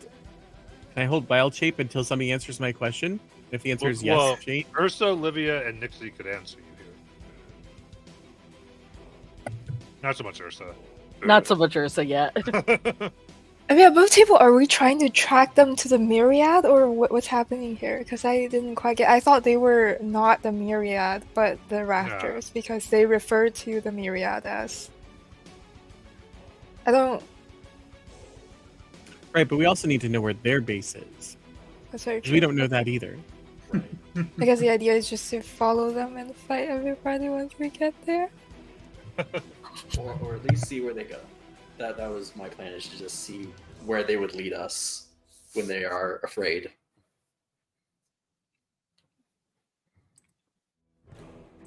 So Lunara's going to turn into a dog. She's going to start sniffing and following the scent. Respectable. And so, I guess I'll use my action to dash. Yeah, we'll As give me a a dog. survival check for the tracking.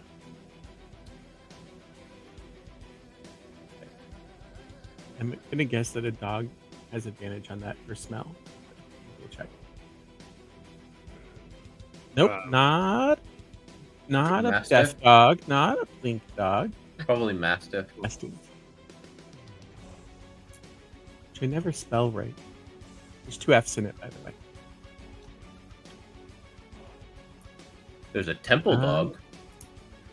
Keen hearing and smell. The Mastiff has advantage on wisdom perception checks that rely on hearing and smell. Yeah, I'll give the advantage. Yeah.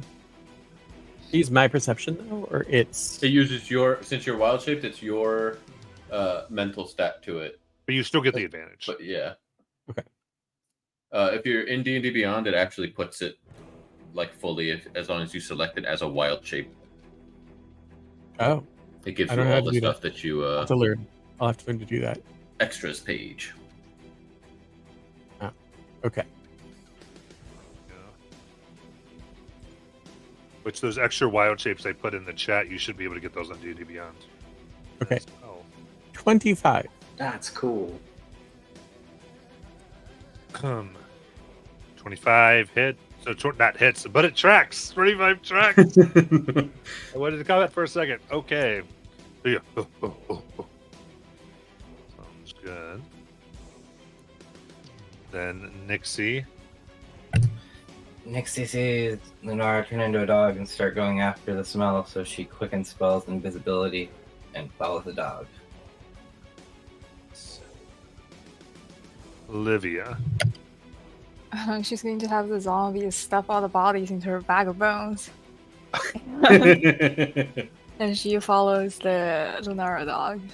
It's so convenient having Livia around. Never a crime scene. Or at least never a body for them to pin on us. Necromancer is amazing. I liked it when we played one before too. It was really fun. Ursa.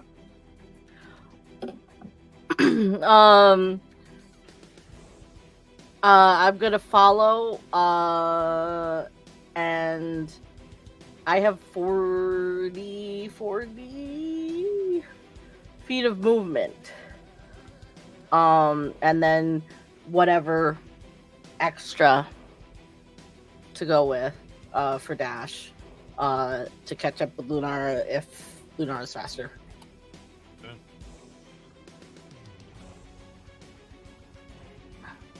So you're staying with Lunara.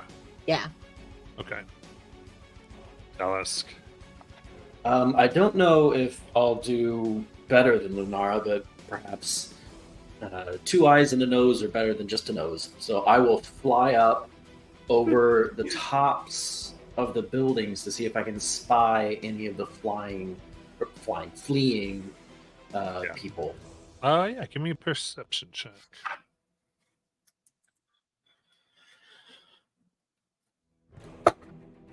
16. Okay.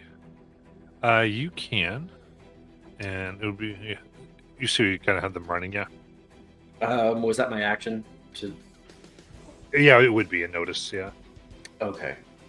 Then for now, I just want to try and stay up above and follow them as best I can over top. Okay. That's my turn. All right, they are going to move their speeds here, running away, making a wide berth around the person, just water whipped their leader with their neck.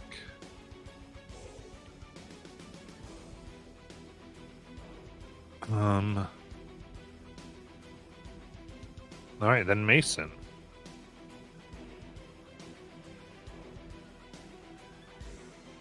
You're muted.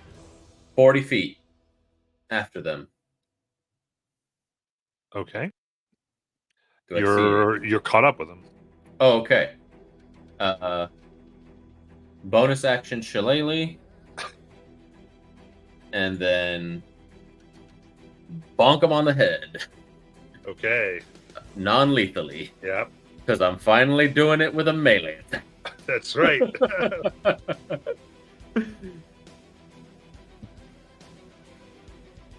Find it.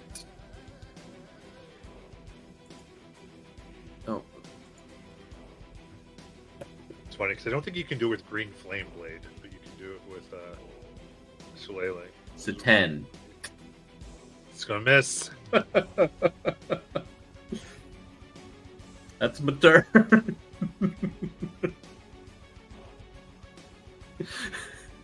I'm struggling. Interesting. Lunara.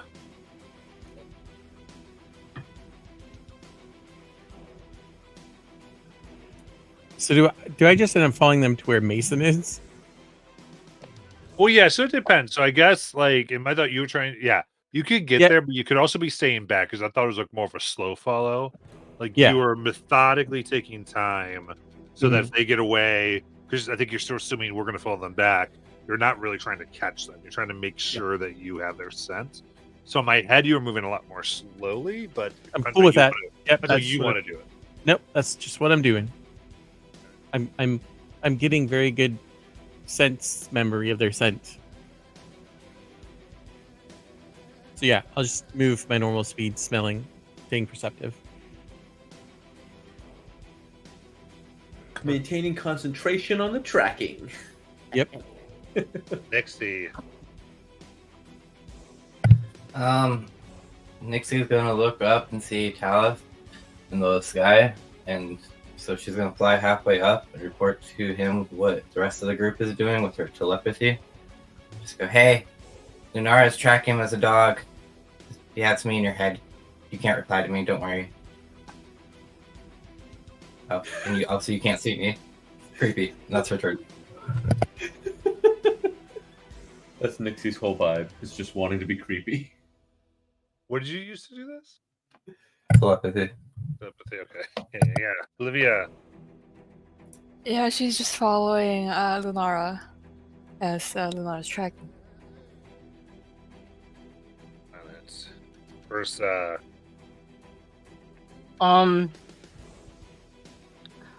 I would like to, like, keep on moving like around the corner, I guess, and I would be able to see them. Yeah, if you're booking it, yeah. All right. With my 40 feet, would I be able to get to one of them? We'll be able to get in melee. I won't be able to get in melee, or would? No, you wouldn't, because they've gone and Mason just caught up with them after they went again. All right, you were then behind that. I will action dash to them then. And if possible, would I be able to get around them to block their way? You're dashing, sure. Then I will do so. Yeah. My rage at this point would have dropped, so it like Give me a cinematic bear getting over them and blocking, please. so this like monstrous tweaked out looking bear that's foaming at the mouth just runs, leaps over them, essentially blocks the way, growls at them, and then like the foam kind of just like drips out and stops, and then the big muscly purpled front claw arms just kind of like recede a bit. They're still hairless, but like it's less creepy looking. Like it's less like monstrous bear and more just like really scary bear. Okay. No, it's still gross. It's still gross. Red Right. arms has no hair.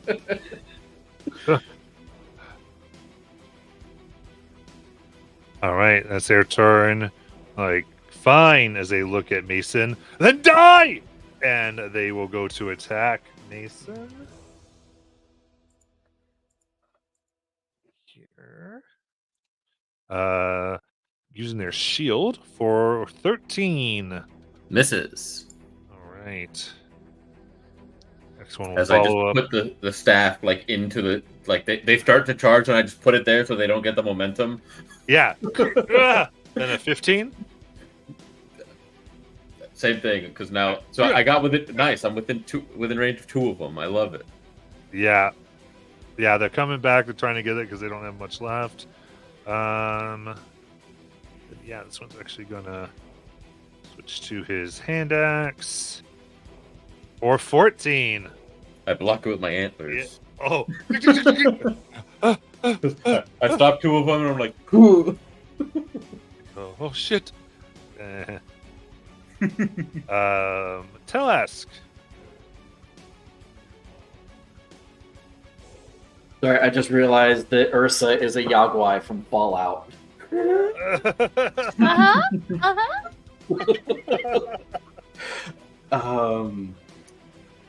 So the one that I was flying over, keeping tabs on, is that the same one that's next to Mason, or is that a different one? They're dead. Uh, Oh, you mean when you flew over? Yes. Those 3 are next to Mason right now. Okay, so they didn't. They're all in the same. They all went the same way. They didn't split up. They went the same way. Then they got cut off by Ursa. I see. Okay.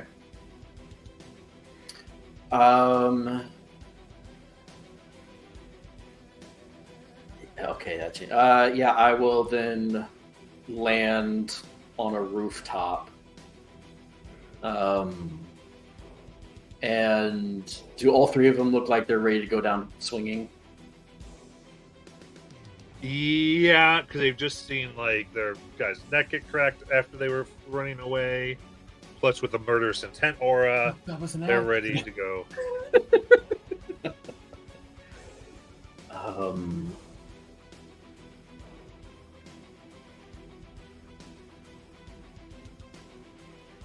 shoot.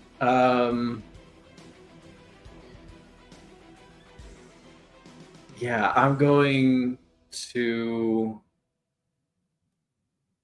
Oh, that's kind of dark. Yeah, I'm going to do it. I'm going to land down beside one of them, beside the group of them, with my hands in my pockets. And I'm going to look at the three of them.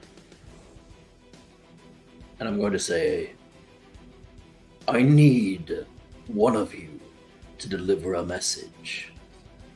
Which one of you wants to survive? Intimidation check.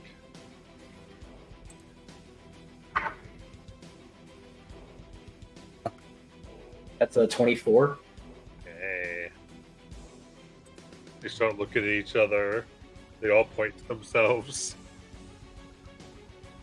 And I look from the weapons they're holding to them.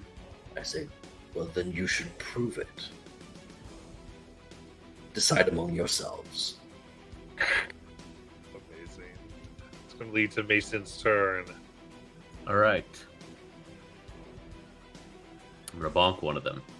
I swear it. I'm going to bonk one.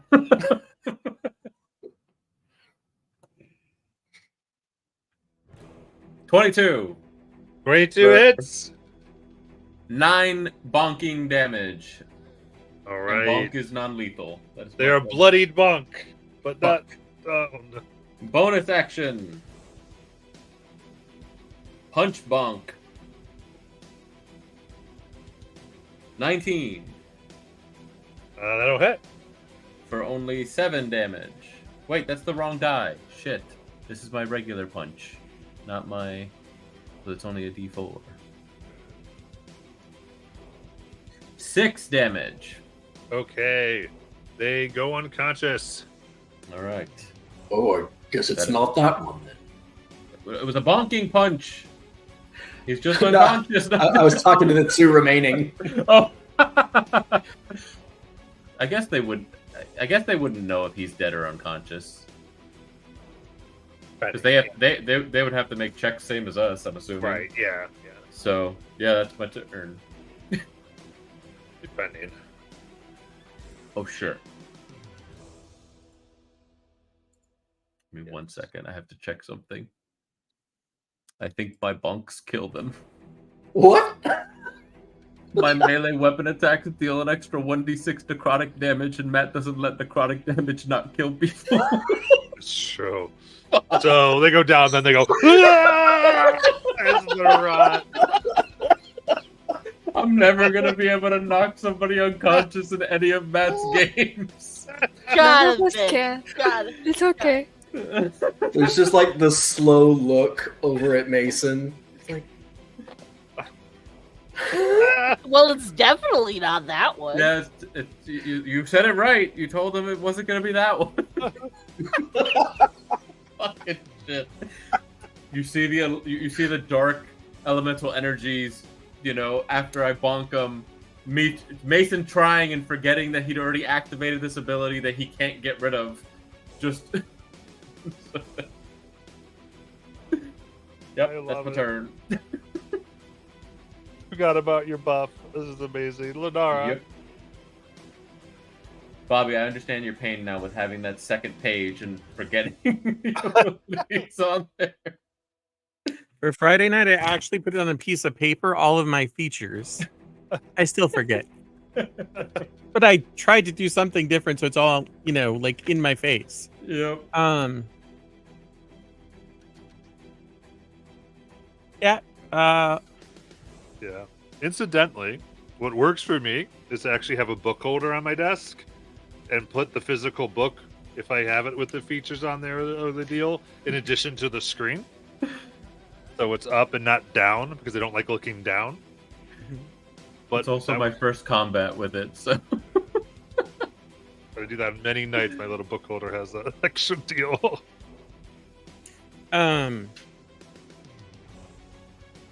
So I think that Lunara's got a pretty good grasp of the scent, but she just wants to look around and see if anything else is watching or just being aware.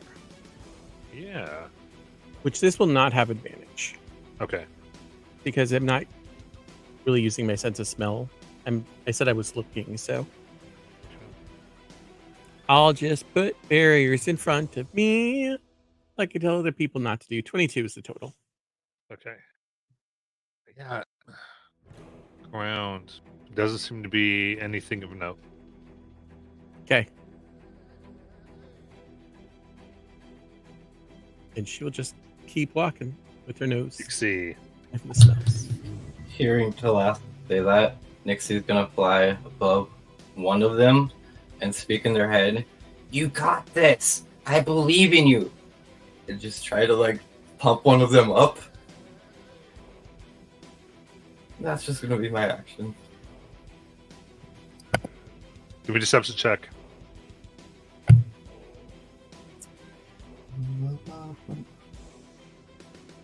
$17. Okay. Olivia.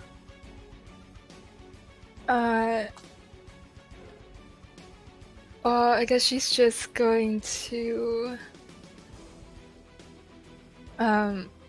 just try to catch up with everybody else but not doing anything otherwise, I guess. I thought she was going, and put the newly dead one in the bag. Yeah. So you're just going to clean up after them. Picking up all the bodies. Not pick up after themselves. It's ridiculous. I am not a maid. Ursa. Ursa's going to hold her action should one of them choose to not follow through with Talas fight between each other. Who's going to send the message? And if they decide not to do that, she's going to try to grapple one of them. Okay.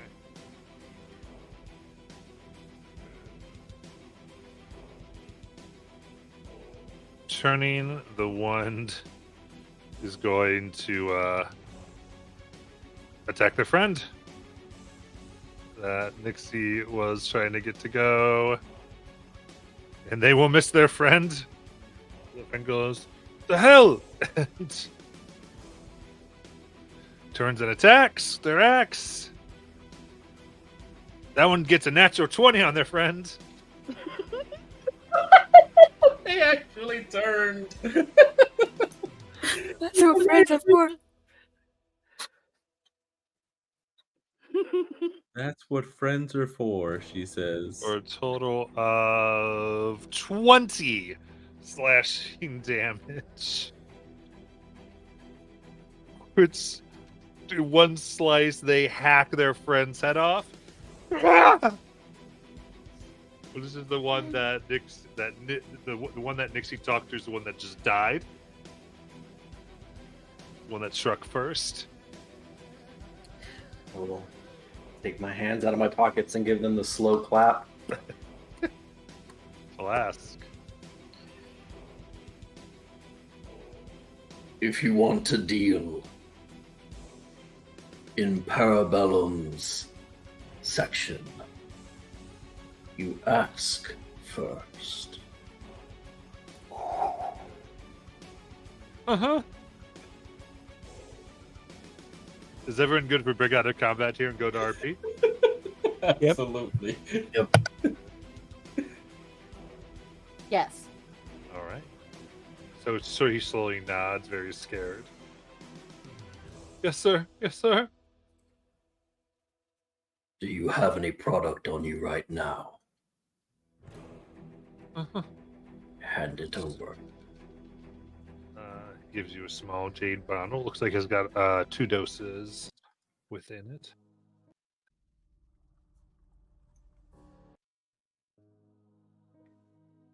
They can reply to this message through the usual channels.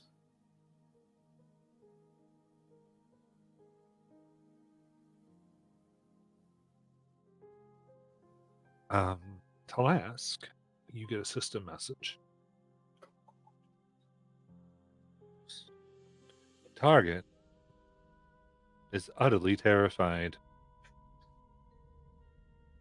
Special ability of Murderous Aura. Do you wish to induct them into your criminal family? Induce traitorous action. Yes or no? Yes. They get to their knee. I'll do what you need me to do. I wish to be a cheese, sir. Please. Yeah. Yes. Lenargo looks for a treat. Even if I could just be a curd. Yeah. Big Perhaps- Cheese, if I may suggest, for the time being, put him in the Provolone Patrol. They've not yet earned that. A For now, current- they're still mold.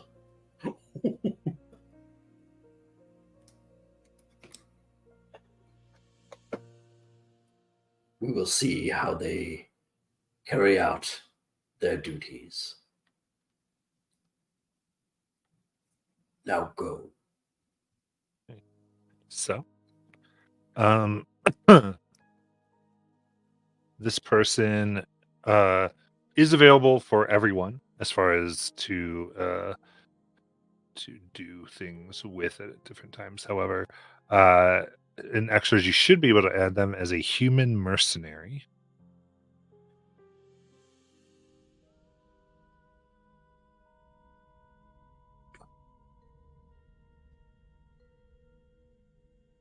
But I'll go ahead and put their stat blocks over in handouts just in case. Cool. Oh, there we go. Did you find them? Let's see.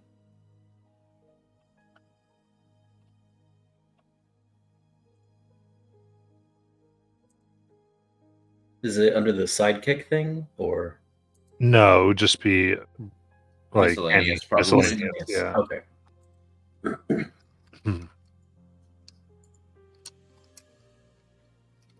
You would be considered their mentor. Talask.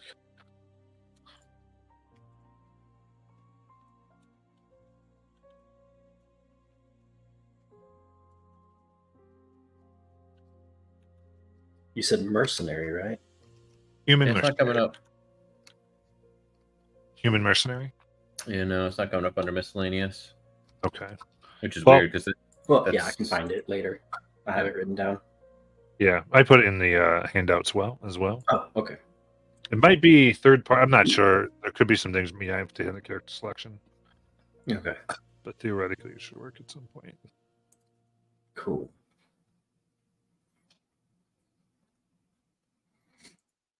Oh, I know why it's not coming up. it's Yeah, a new just- book. You got to turn on MCDM content Oh, From in the character manage. Yeah. Yeah, because I know I think by default I don't share DM resources in my campaign pages. That could be part of it too. Yeah, I wasn't able to add any of the creatures.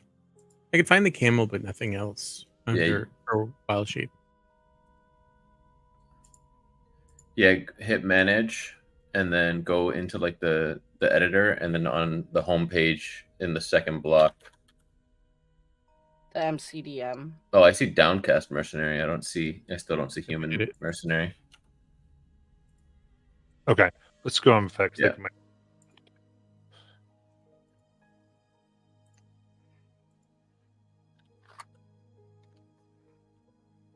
All right, they nod. So specifically, what did you want them to do again? To deliver the message that if they wanted to deal in our territory, they had to ask first. Okay. This is certainly one way to get people to come to us. Just start claiming territory. Lunara's wandering around marking territory. Laura's just pissing on everything.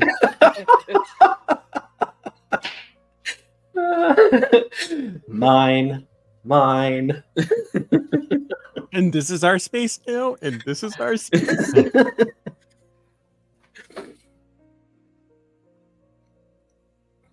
Oh, Christ.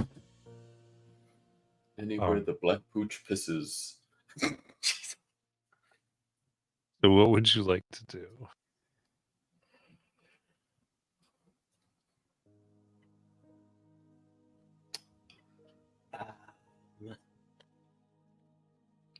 I guess, Olivia, you got all the people that we left behind. You grabbed everyone. Yeah. Big and cheese, you she's- mean the evidence? Yeah. I think we can. Well, if we return to base, we can maybe sort through their stuff and see if they had any like notes or letters or correspondence to other people. I don't know. See if they have anything important on them. It Yeah, gives we us can another certainly clue. do that once we get back. Yeah. Big cheese, would you like me to follow this guy while I'm still invisible? Oh, yeah. That'd be awesome. Okay. Nixie's gonna follow the guy back to wherever he goes.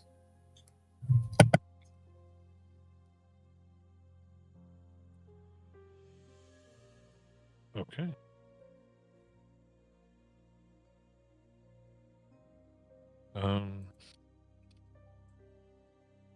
Yeah, I mean, I don't think I could give me a stealth check. You're invisible with advantage.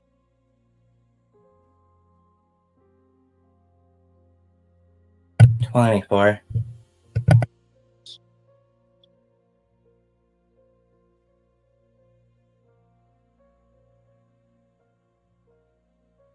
Okay.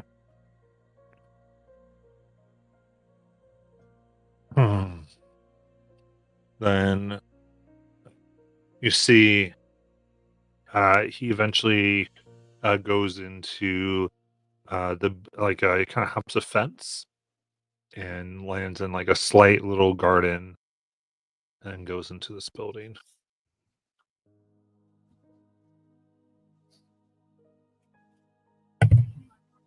Takes a mental note of where it's at, and then she'll fly back to the hideout.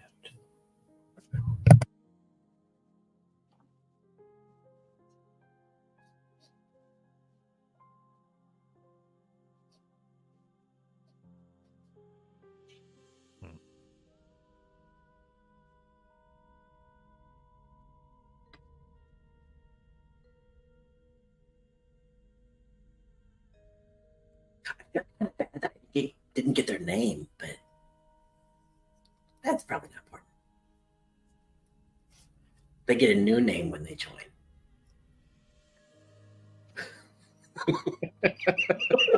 We might be turning into a cult and less of a mafia family. We're on some kind of path. I'm not sure what it is, but we're going there. I just had people, best friends, kill each other. That was so dark. That was dark. And can you have them keep the head on the next time? Because it's really hard to fix the body once they cut the head off. Yeah. I'll do my best. I thought somebody mended that last one for you. Yeah, but that's so much effort compared to just, Keeping them intact. Yes. Good thinking. Keep that in mind.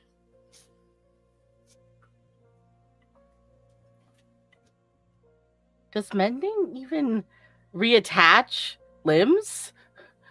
On objects, Yeah. which is what a corpse is. Yeah. True. Good point. I broke Molly.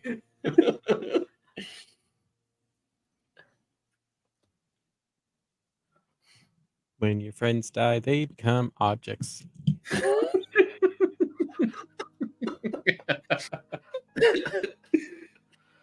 Tonight's takeaway. So yeah, I think we're heading back to base, waiting for Nixie to return safe, and then do we have a map of the city? I don't think we do. We might need one of those. Yeah, no, there's really not a map. People haven't really ever gone about that. No one's ever mapped the city before. Maybe we'll get a hireling for that. We'll hire a group of street urchins to map the city. Because that might be important. Ursa kind of has like an instinctive sense of knowing where she is, though. Well, that's nice. I always know where north is.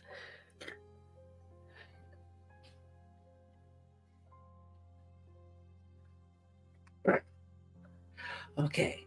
My other thought, and I pull out the bottles, the jade bottles. It's like maybe I want to. I thought we might like try to figure out what this stuff is. I The best I can try do. Go ahead. try it. Or Yeah, the only thing I could do was I did identify it. If you're going to do that, then I say go for it.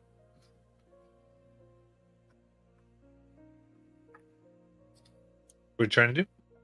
identify the Okay, substance. absolutely.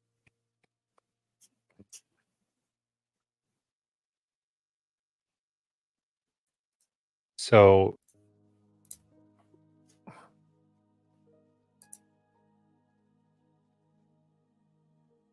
this allows a person who ingests it. You can use so the interest about this actually, it's a free action to use it. So just and one dose for someone who does not have any spell slots gives them a slot and cast that spell instantaneously. It seems that with continued practice and usage, one might be able to use it to store a spell. I think that's like there's one piece of this, and it could be several products made off of this substance, and if it was brewed different ones, you might have different effects. The way it stands now, the specific iteration of it allows them to instantly cast a spell that is actually can be random, or if a person has enough time in training, they could learn to make it a certain one.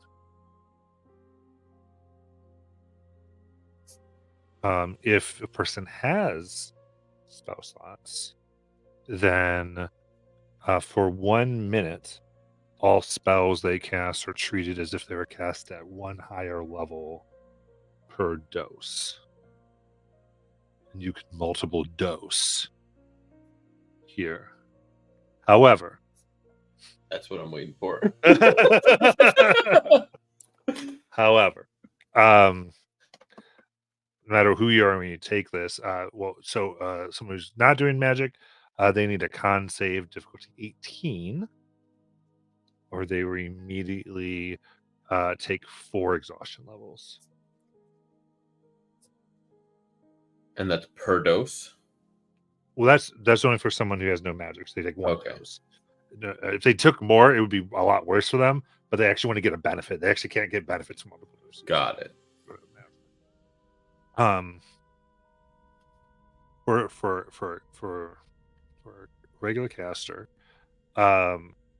when you take it, the DC is only 10 for the first thing that you do. But it goes up by 5 every additional dose as far as the DC. Wow. And then if you fail, you get a point of exhaustion per dose that you took. So if you take 2 doses, the DC becomes 15. Mm-hmm. Now, if you fail that, you take a level of exhaustion. But if you then push, 2 levels of exhaustion. Yeah, because it's per dose.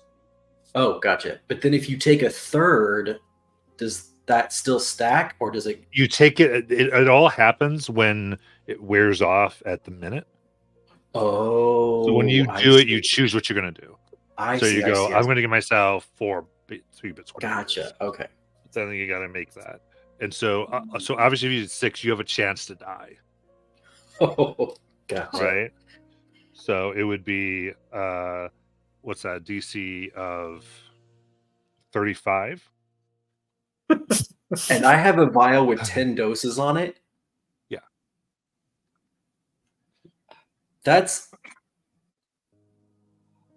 insta death to someone you give 10 doses. For the purpose of this, you can't dose somebody else. Oh, okay. Game wise, I can kill anyone.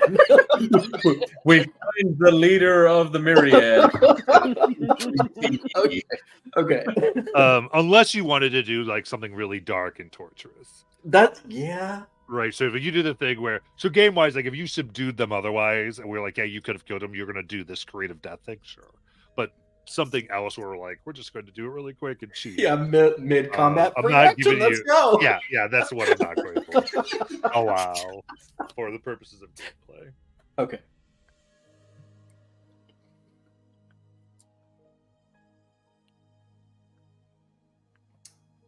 Oh man.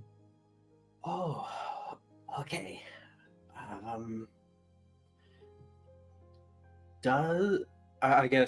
Does identify and give you ingredients to make this?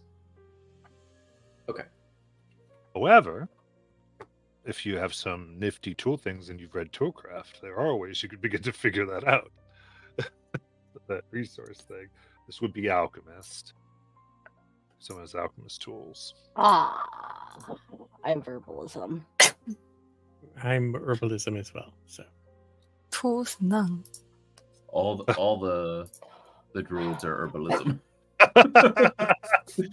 I also have wood carvers.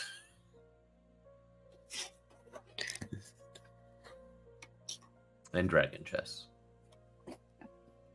So how many doses will you find if we dump out all the bodies and like try to look for things on them? Indeed.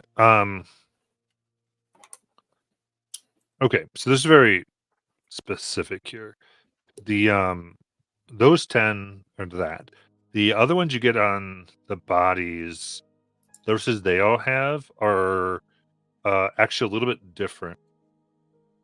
Their doses are all like what looks like personal ones. Sorry. So you'd have 5 ones that are personal ones that actually only do blur. And they would be set to the 15 con save with 2 levels of exhaustion. Flat for the use of it. And then there are 5 additional of what Talask got on the head person that you killed. 5 10 doses? 5 of the same type of what Talas got with his 10. So 15 total of the crazy stuff.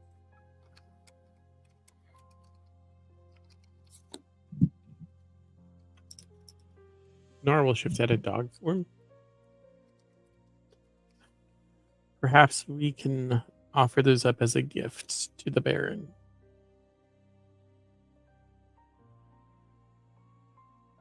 Or sell them to the Baron.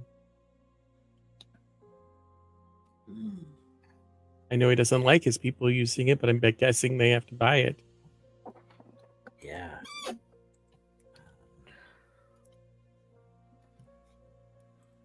What I do want to do is focus on these long enough to be able to use them for locate object if I need it later on.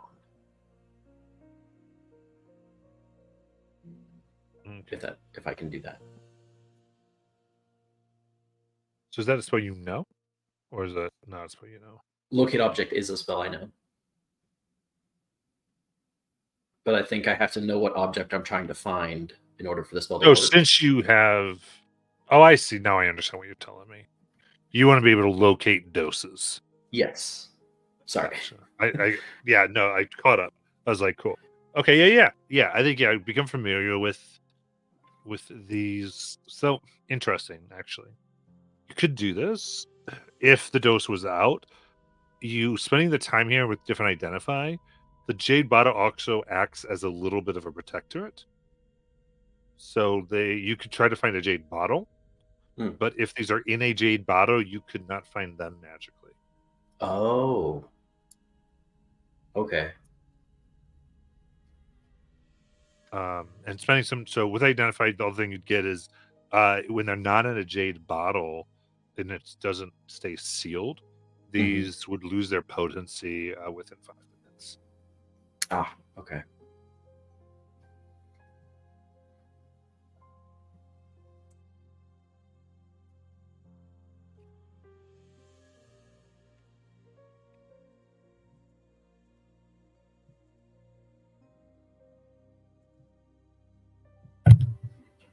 One of the zombies' hairs is being braided.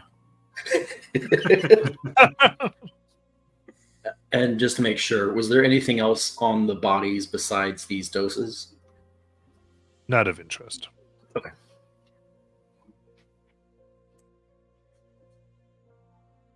Found out where that guy went. Oh, you found the Rufters? Is that their name? Shoot, the Roughhousers. What was their name? Rock Tough Rufters. Right. The Rufters. Okay. You found their base? I think so. I mean, he went over this way and then he hopped a fence into this garden-like thing and went into a building. Oh, so the RTRs. Was it like a big garden or just like a small like personal side garden kind of thing? Was it like a community garden where everybody helps one another? Or they probably don't have a commune here. Anyway. Sorry, I interrupted. What were you saying? I was asking Matt. Oh, sorry. What was the question? Was it a big garden or a small garden that they popped the fence into? The garden was about 15 by 15, and the house, it's almost like a warehouse, but it, you could tell it is in good repair, but it's like made to look like it's not in good repair. Like that you took some time and really examined it. And you could also see there were 4 guards and lookouts around as well. You spent your time hovering there invisible. It is well protected. 15 feet garden. Nice old warehouse, kind of looking run down, but not. I wonder if they'd be brazen enough to like grow the ingredients for this in that garden. I mean, if nobody else is willing to stop them. But also, I thought you guys said it was getting smuggled here. I mean, that's the information we have, but we that's just the rumor we've heard. Maybe they are growing it, sending it out from here to be changed, and then getting it smuggled back. Yeah. I never thought about that. Like, you have to make it and then get it magically infused before it does its thing. I mean, yeah. Huh.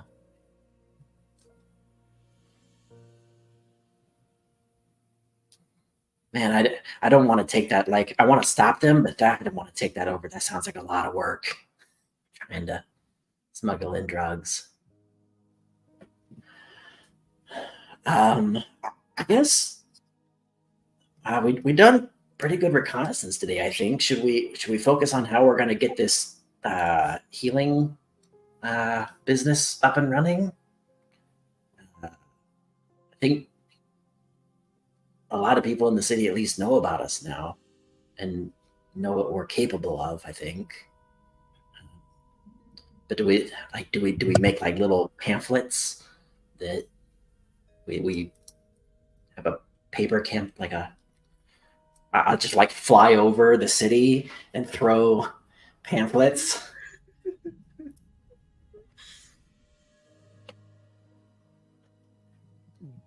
Sorry. Are you talking about for the criminal organizations? Yeah. But that's probably better for the school. Yeah. How do we I do definitely word of, recommend flyering for criminal organizations. do we just have to rely on word of mouth? How do you network if you're a criminal organization? It's difficult. Sorry. We already started the networking when we met with those families. So we're just waiting for hurt people to show up?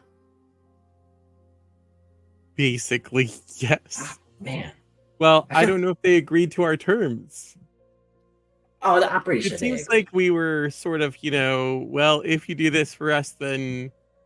Well, no, they gave us the terms and we agreed to them and we sent the message. I think the terms are pretty good. How much are we going to charge them? Oh, you mean when they? I made a thing.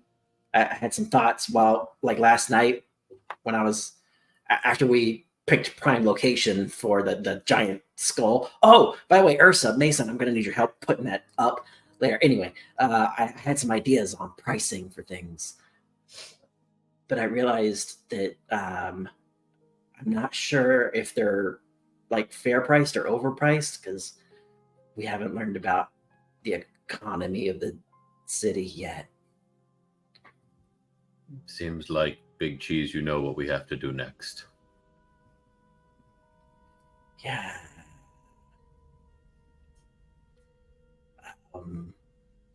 We have to go shopping.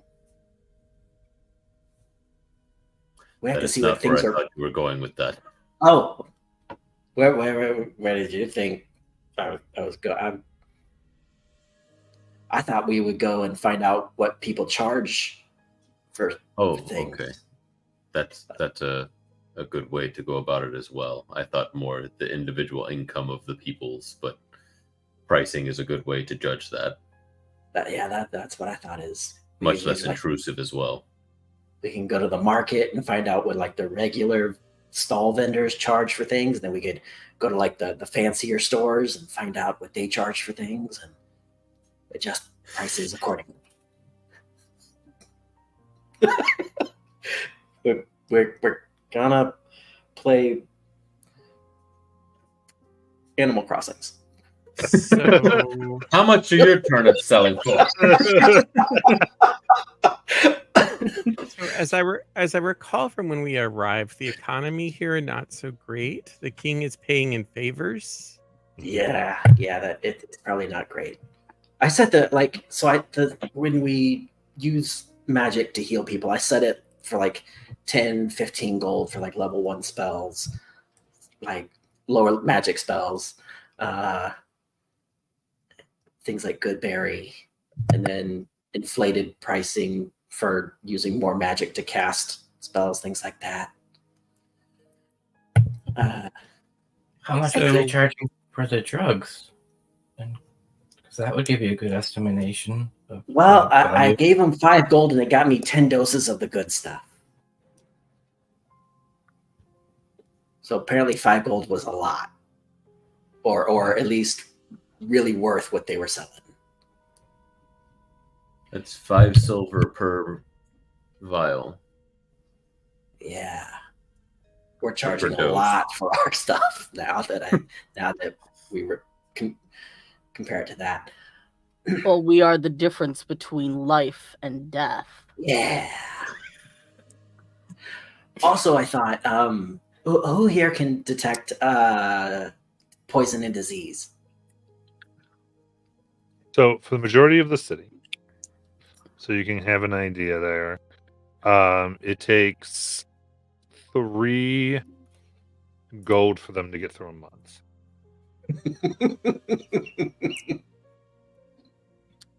Oh shit! So D&D again, if you're trying to be economy is always America and try half a year's salary, I mean that's fine. Yeah.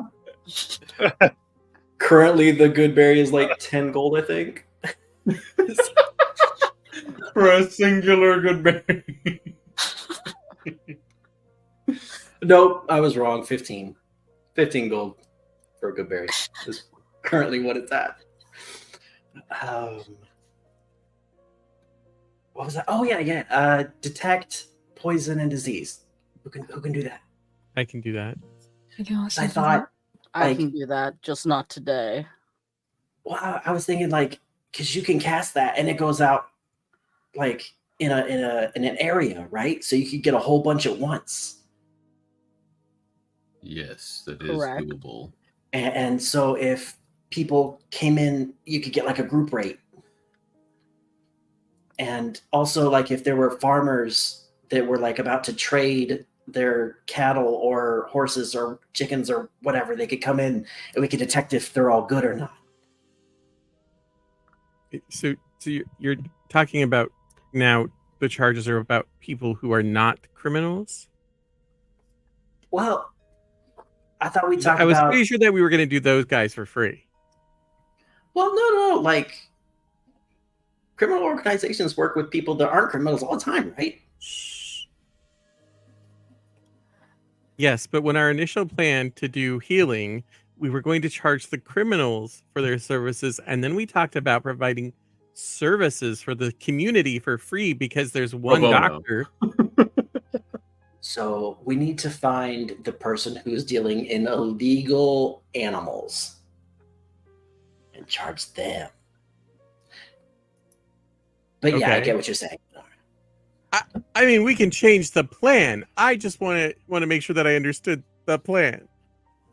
Right. What about a magically enforced 10% of your monthly income?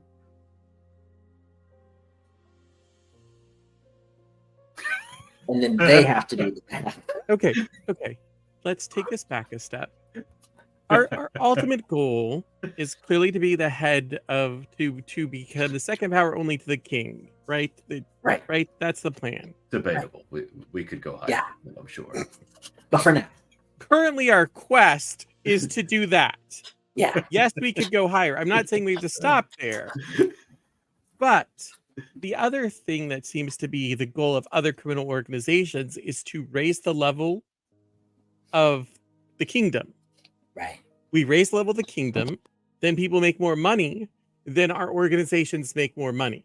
Right. So if we start charging people who are not criminals and who have no other way of getting medical attention, don't you think that might lower the kingdom level? Yeah. Well, and also then they wouldn't be able to spend money on the other gangs and they'd piss us off. Or we'd piss them off. But yes, I still think like pro bono stuff for the regular folk is the plan. Okay. We also further backtrack, and aren't we supposed to get rid of the myriad? Yes. Shouldn't that be our next step?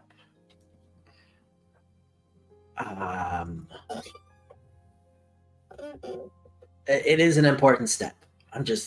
We still don't know how to find them.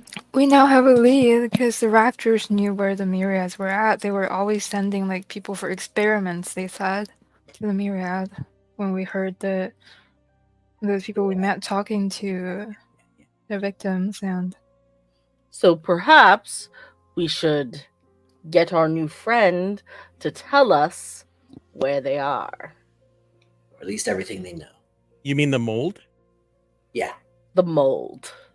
Yeah. Our new mold.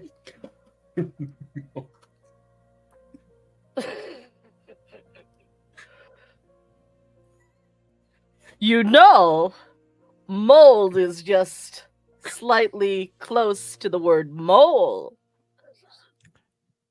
And Yeah, that is what that did occur to me. Listen, there's a good point that you brought up because we have now just interfered with somebody else's business and told them that if they would like to do business on our territory, which I didn't realize that was our territory, but apparently now we're claiming territory. I decided it was in the moment because I thought it sounded cool. Yeah, There's gonna be I would say probably we're going to get a visit from somebody soon. Yeah. So maybe worry about pricing after we're not killed by other people and we've taken care of them, so then we can focus on the business. We good? Yeah. You think? Maybe? Yeah. Again, just thinking. I mean, you do call me Sharp Cheddar. Indeed. The sharpest. So, but Ursa is right. There are. Oh. We're the king is 2 GP short. I love how he left off the last one, which is 10 gold per day. The king's not even there. He didn't even use the whole chart. That's how poor this goddamn kingdom is. Correct. There's actually 2 other categories beyond that.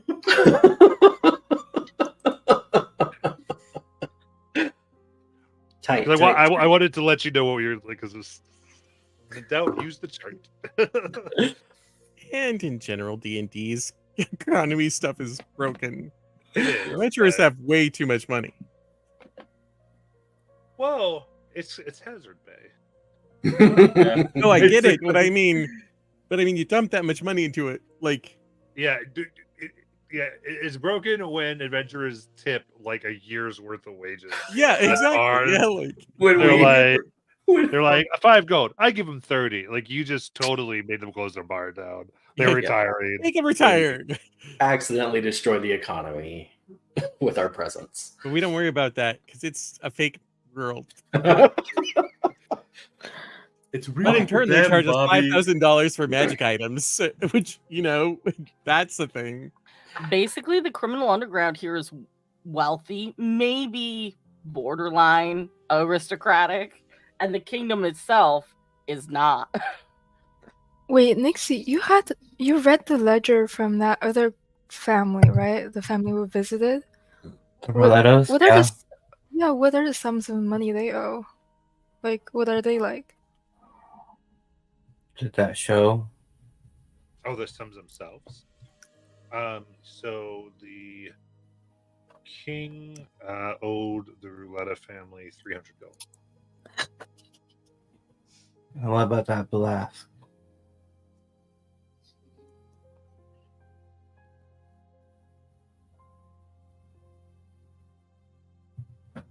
Yeah, so that's another reference. Was Velisk's name in that book? Yeah. What about him? How much did he about owe? us? Yeah. He owed 2,000 gold. Oh, Yeah, the king owed like 300, and that guy you guys' name you mentioned that you told me earlier not to say owed like 3,000 gold. dang. I wonder how the Rouletta family collects on it. Like, what do they do to enforce that? Anyway, it's distracting thought. But yeah, They're paid in Lunara. favors. That makes sense. Real quick before we might get attacked at any moment. One of the thoughts I had, what if we accept like other forms of payment, like Nixie was just saying, like we could accept like deeds to property or magical items, or like they could clean for us. So now we're not only big pharma, but we're gonna take We're over the indentured housing market servitude. too. Yeah, that one. Just, I think we should have just named ourselves BlackRock. It's just something to think on. Okay. So we picked a fight with the Rusters, but So we funny. All Animus' style, usually the characters make an economy system where they do own everything, which is what's so funny. yeah. But see, we could do it like Log Horizon. I want to buy the bank. We give it back to the land. Yeah. Okay, but man, what kind of retaliation do you think we should expect from the Rusters for just claiming part of the territory that might have once been theirs, but is now ours? Our people, right? And taking the product. Yeah.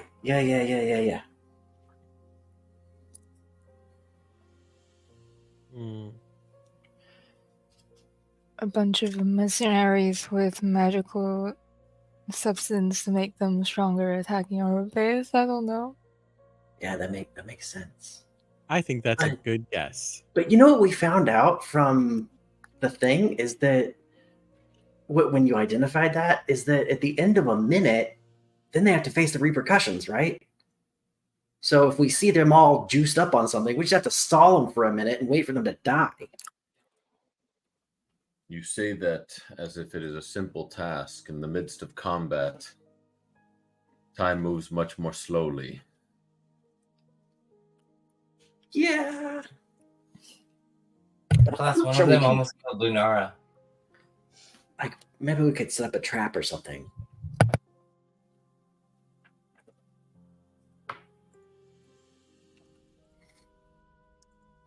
Are you suggesting that we wait here for them to simply appear?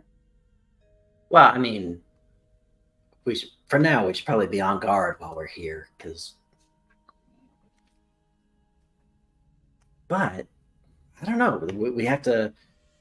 We're trying to guess how dangerous, like, how much of a risk do you think they're willing to take against us now that we took over this base, we defeated those people out in the street, and they know about it. We've met with the other houses, and we're not currently at war with them, so. They might also call on the Myriad now that I think of it. Yeah, they're going to call in a favor and send us someone to interrogate.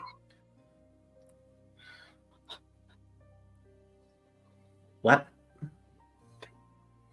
I love your confidence. Thanks. It's part of being a leader, I think. It suits you well, Big Cheese. Thanks.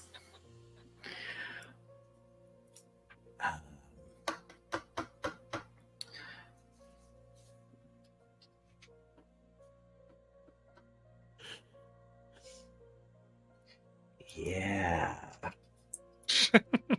I guess we need to the person we just recruited, Mr. Mold. We need to find a way to get information from him. He's kind of our only lead right now, I think, right?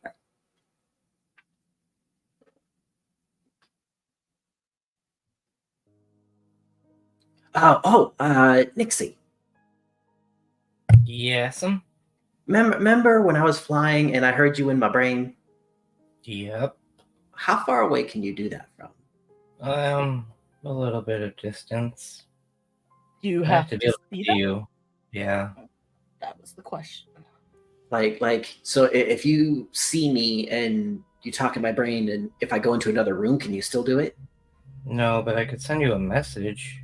That could be a Oh. little farther, but still, Gotcha. I'd have to know exactly like where you are, because if I point at the wrong thing, the wrong person might get it. Oh, gotcha. I'm just trying to think of how to get a message to the new recruit.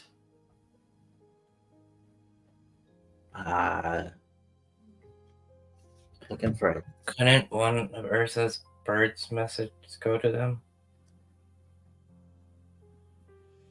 Oh, if Ursa, if your bird friend knows what the person looks like, do you think they'd be able to find him? Yes. However, I think in this case, seeing as it is a warehouse, it might be more appropriate if it was a rodent. Yeah. Keep in mind, they talk out loud whenever they find the person. Actually, hang on. I might have something else. There is no programming to go wait till they're alone. They could be in a meeting. Go, hey, Mold.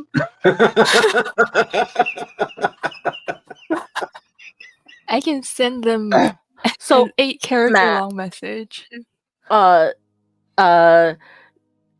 It doesn't specify, but it says, you point your finger in a direction and whisper a message while specifying up to 6 creatures to be the targets. If a target is in range and in the approximate direction indicated, they and only they hear the message carried on the wind. Okay, so never mind. It is specified. They and only they. The right underneath there's more theys and they all merge together. So Gotcha. my ADHD merged all of the theys into one blob. Okay. So yes, I could send him a message on the wind. Oh, how far does that reach? A mile. What does that spell? Whispering wind. Nixie, about how far away was the warehouse? I don't see that one. It's a Valda spell. Oh. How far away is the warehouse from here? It'd be about a mile. Oh, A mile. okay. Yeah. We just need to think of what we want to send to them through Ursa's message. Do we want them to come here? Do we want to meet somewhere else?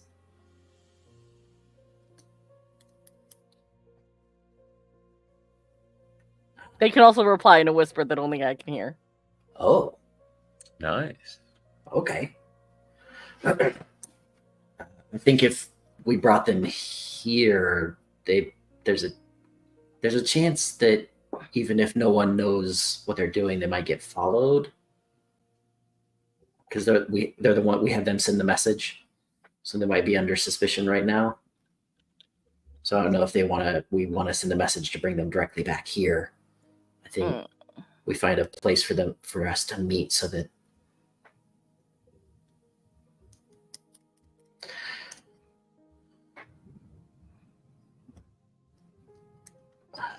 Could always meet in a tavern.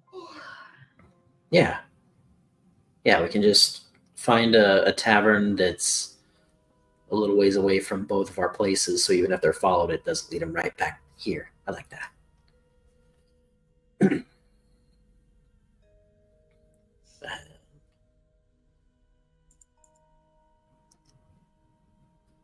Okay. Oh man, we need to. I don't know if we have a name of a tavern here. I think we do, don't we? Yeah, it's where we stayed. First time we stayed. The So, Back Beak Break Tavern. Yep. Okay, so we send a message for Mold to meet at the Back Beak Break Tavern.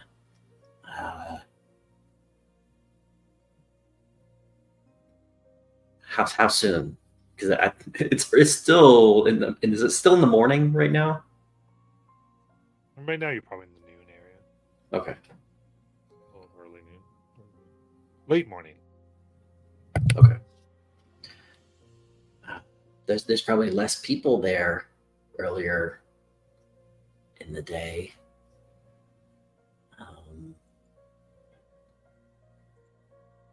But there's more eyes on us. Yeah, I think meeting earlier, sooner rather than later, might be best. What do you guys think?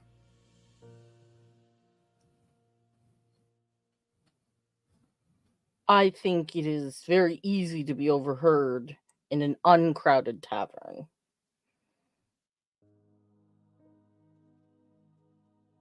And sooner, he might be in danger of being followed.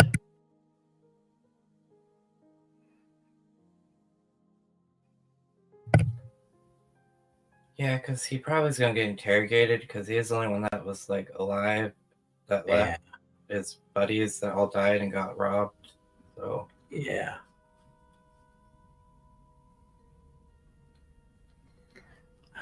Oh, okay. So we wait until the tavern has more people to meet up. I was planning on going not like I'll look like somebody else. maybe like dusk time, because that's when most people like get off work probably. Yeah. Okay. We just send them the message on the wind that says meet at Back Beak Break Tavern at dusk. Do you think come alone is implied, or should we add that? I believe come alone is implied. That's what I thought.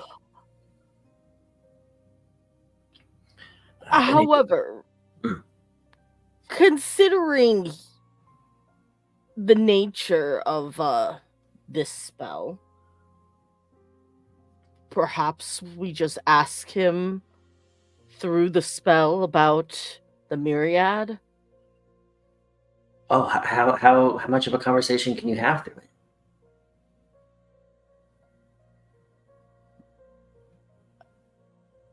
It doesn't specify how many words. It just says a message. So I'm going to assume that it is probably around the same amount of words as message. Mm-hmm. Let's do that. We'll do the 25.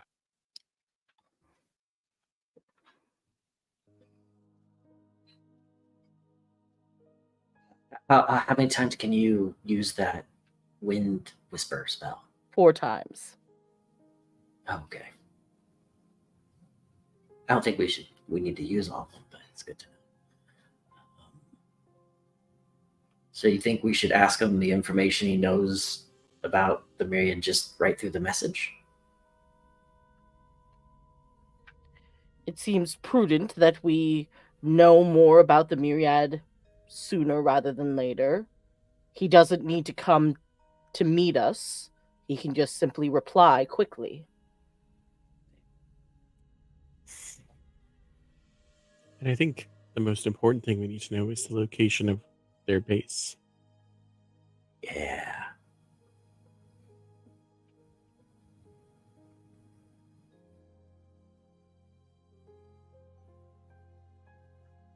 So, I guess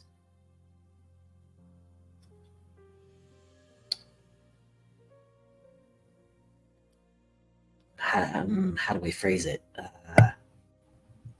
When's their next shipment of experiments going out? Because then we could follow them to the myriads. Yeah. That's a good point.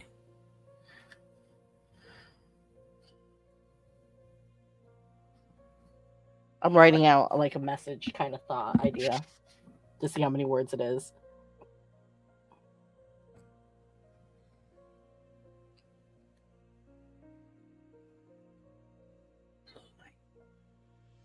Where is the myriad's base of operations? Or is that too much? Just base. Where is the myriad's base? When is your next delivery of test subjects? When is the Rufter's next delivery of test subjects? Because he's ours now, not theirs.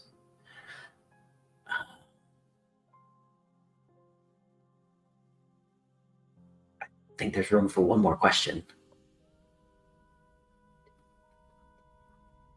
I have 16 words.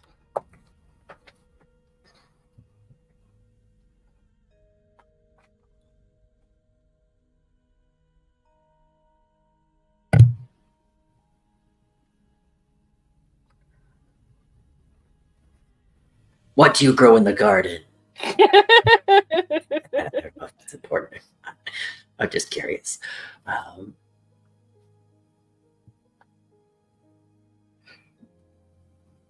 anybody else has a question they wanted to ask. No, that's a good one. Okay. Does that fit? And What do you grow in gardens? Yep, 6.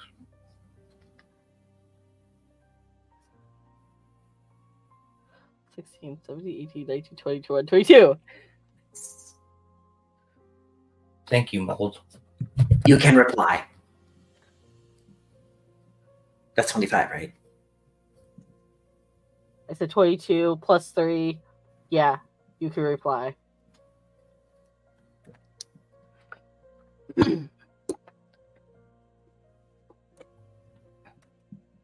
It's over too. Those moments, the wind comes and goes, and swirls around Ursa. And Ursa, you hear.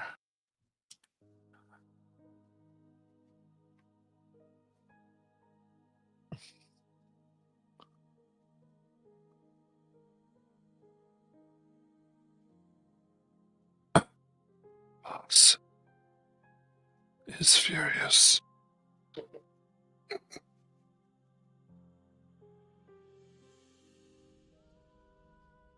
Sending something to kill you now. Prepare yourself.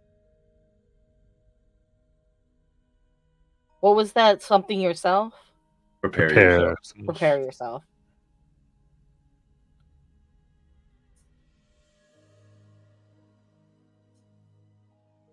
And that was it? Mm-hmm. Mold is stingy. He had 14 more words he could have used. He didn't answer a single one of the questions. It seems like Mold's old boss is sending someone to kill us. He couldn't get out the other words through the broken ribs. It's fine. Could have said "and tomatoes." Okay. So, kill it. Right. Sing something like something right now. Olivia, you smell a very strong scent of sulfur in the air. Sulfur. Oh, as in divine sense, sort of sense, weird. fire and brimstone. Oh. Okay, they might not be sending humans. They did say thing. Would we have been talking for an hour to have gotten a short rest? You may have a short rest. Good. I'm so happy to hear that. You have a short rest, and I'll tell you game-wise, you may have one prep round right now. Oh no, you're being Because, nice. well, yeah, I'm being nice, and I just said, I said if they can send a message by the time the game ends, but if they wait, if they don't get this message sent, it's just going to happen. Oh, yeah, you guys. Fuck yeah. If they don't get it by 10:58, sucks to be them. If they get it by 10:58, they're gonna prep. Let's go.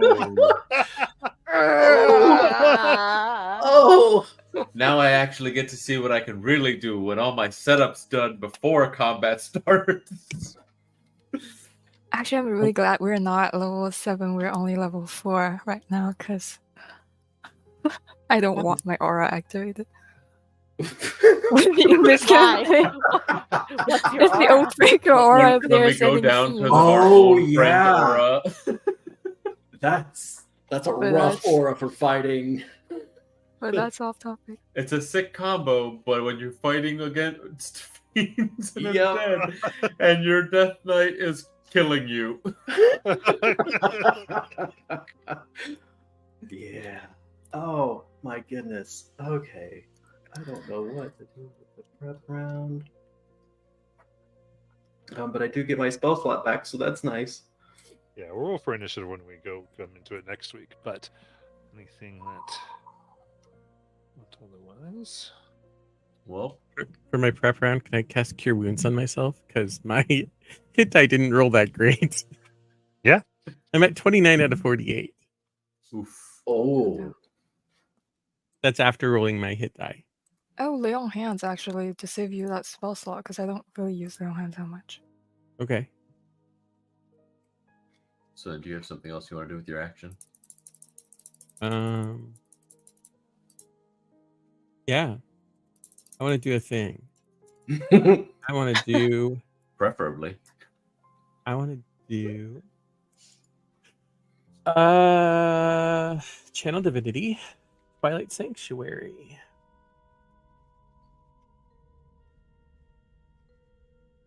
okay. I'm gonna set up my elemental conduit and cast Shillelagh.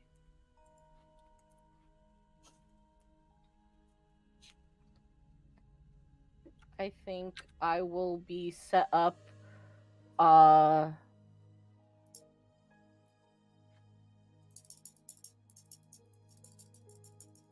probably should be set up with my rage on, right? Unless you have something that you need to do that you can do as a action, like from druid stuff, like a prep spell. I don't know if you have anything like that. No. Most of my preps, I don't really have. I could conjure some cover. No, it's concentration. Nope. Oh, yeah, that's rough.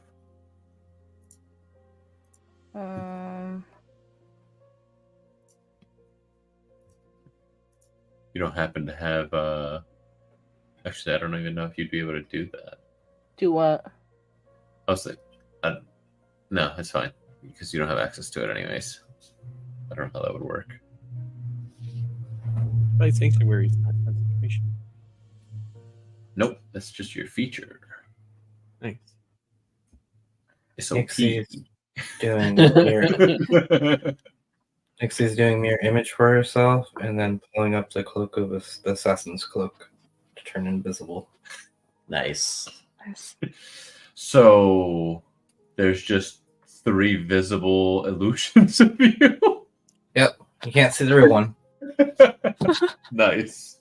That's solid. Yeah, I guess I'm holding a fairy fire, attempting to not hit my friends when this thing pops up. I will be back in Yao Guai form. Yeah, go ahead and take a note of this for your own self so you kind of have where you are. So we'll come back with it when we get here. You are able to take that.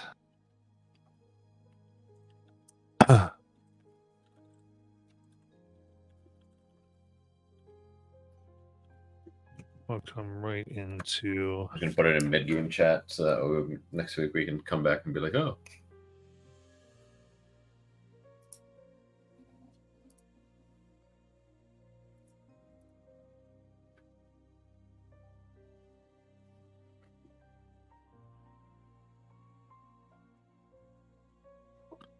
Absolutely.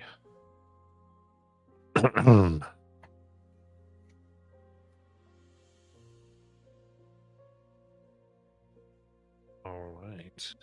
In that case, we will end for tonight as it gets noticeably hotter and the air itself seems to vibrate and tear. Don't love that. No, that's not good. Next week. Bye.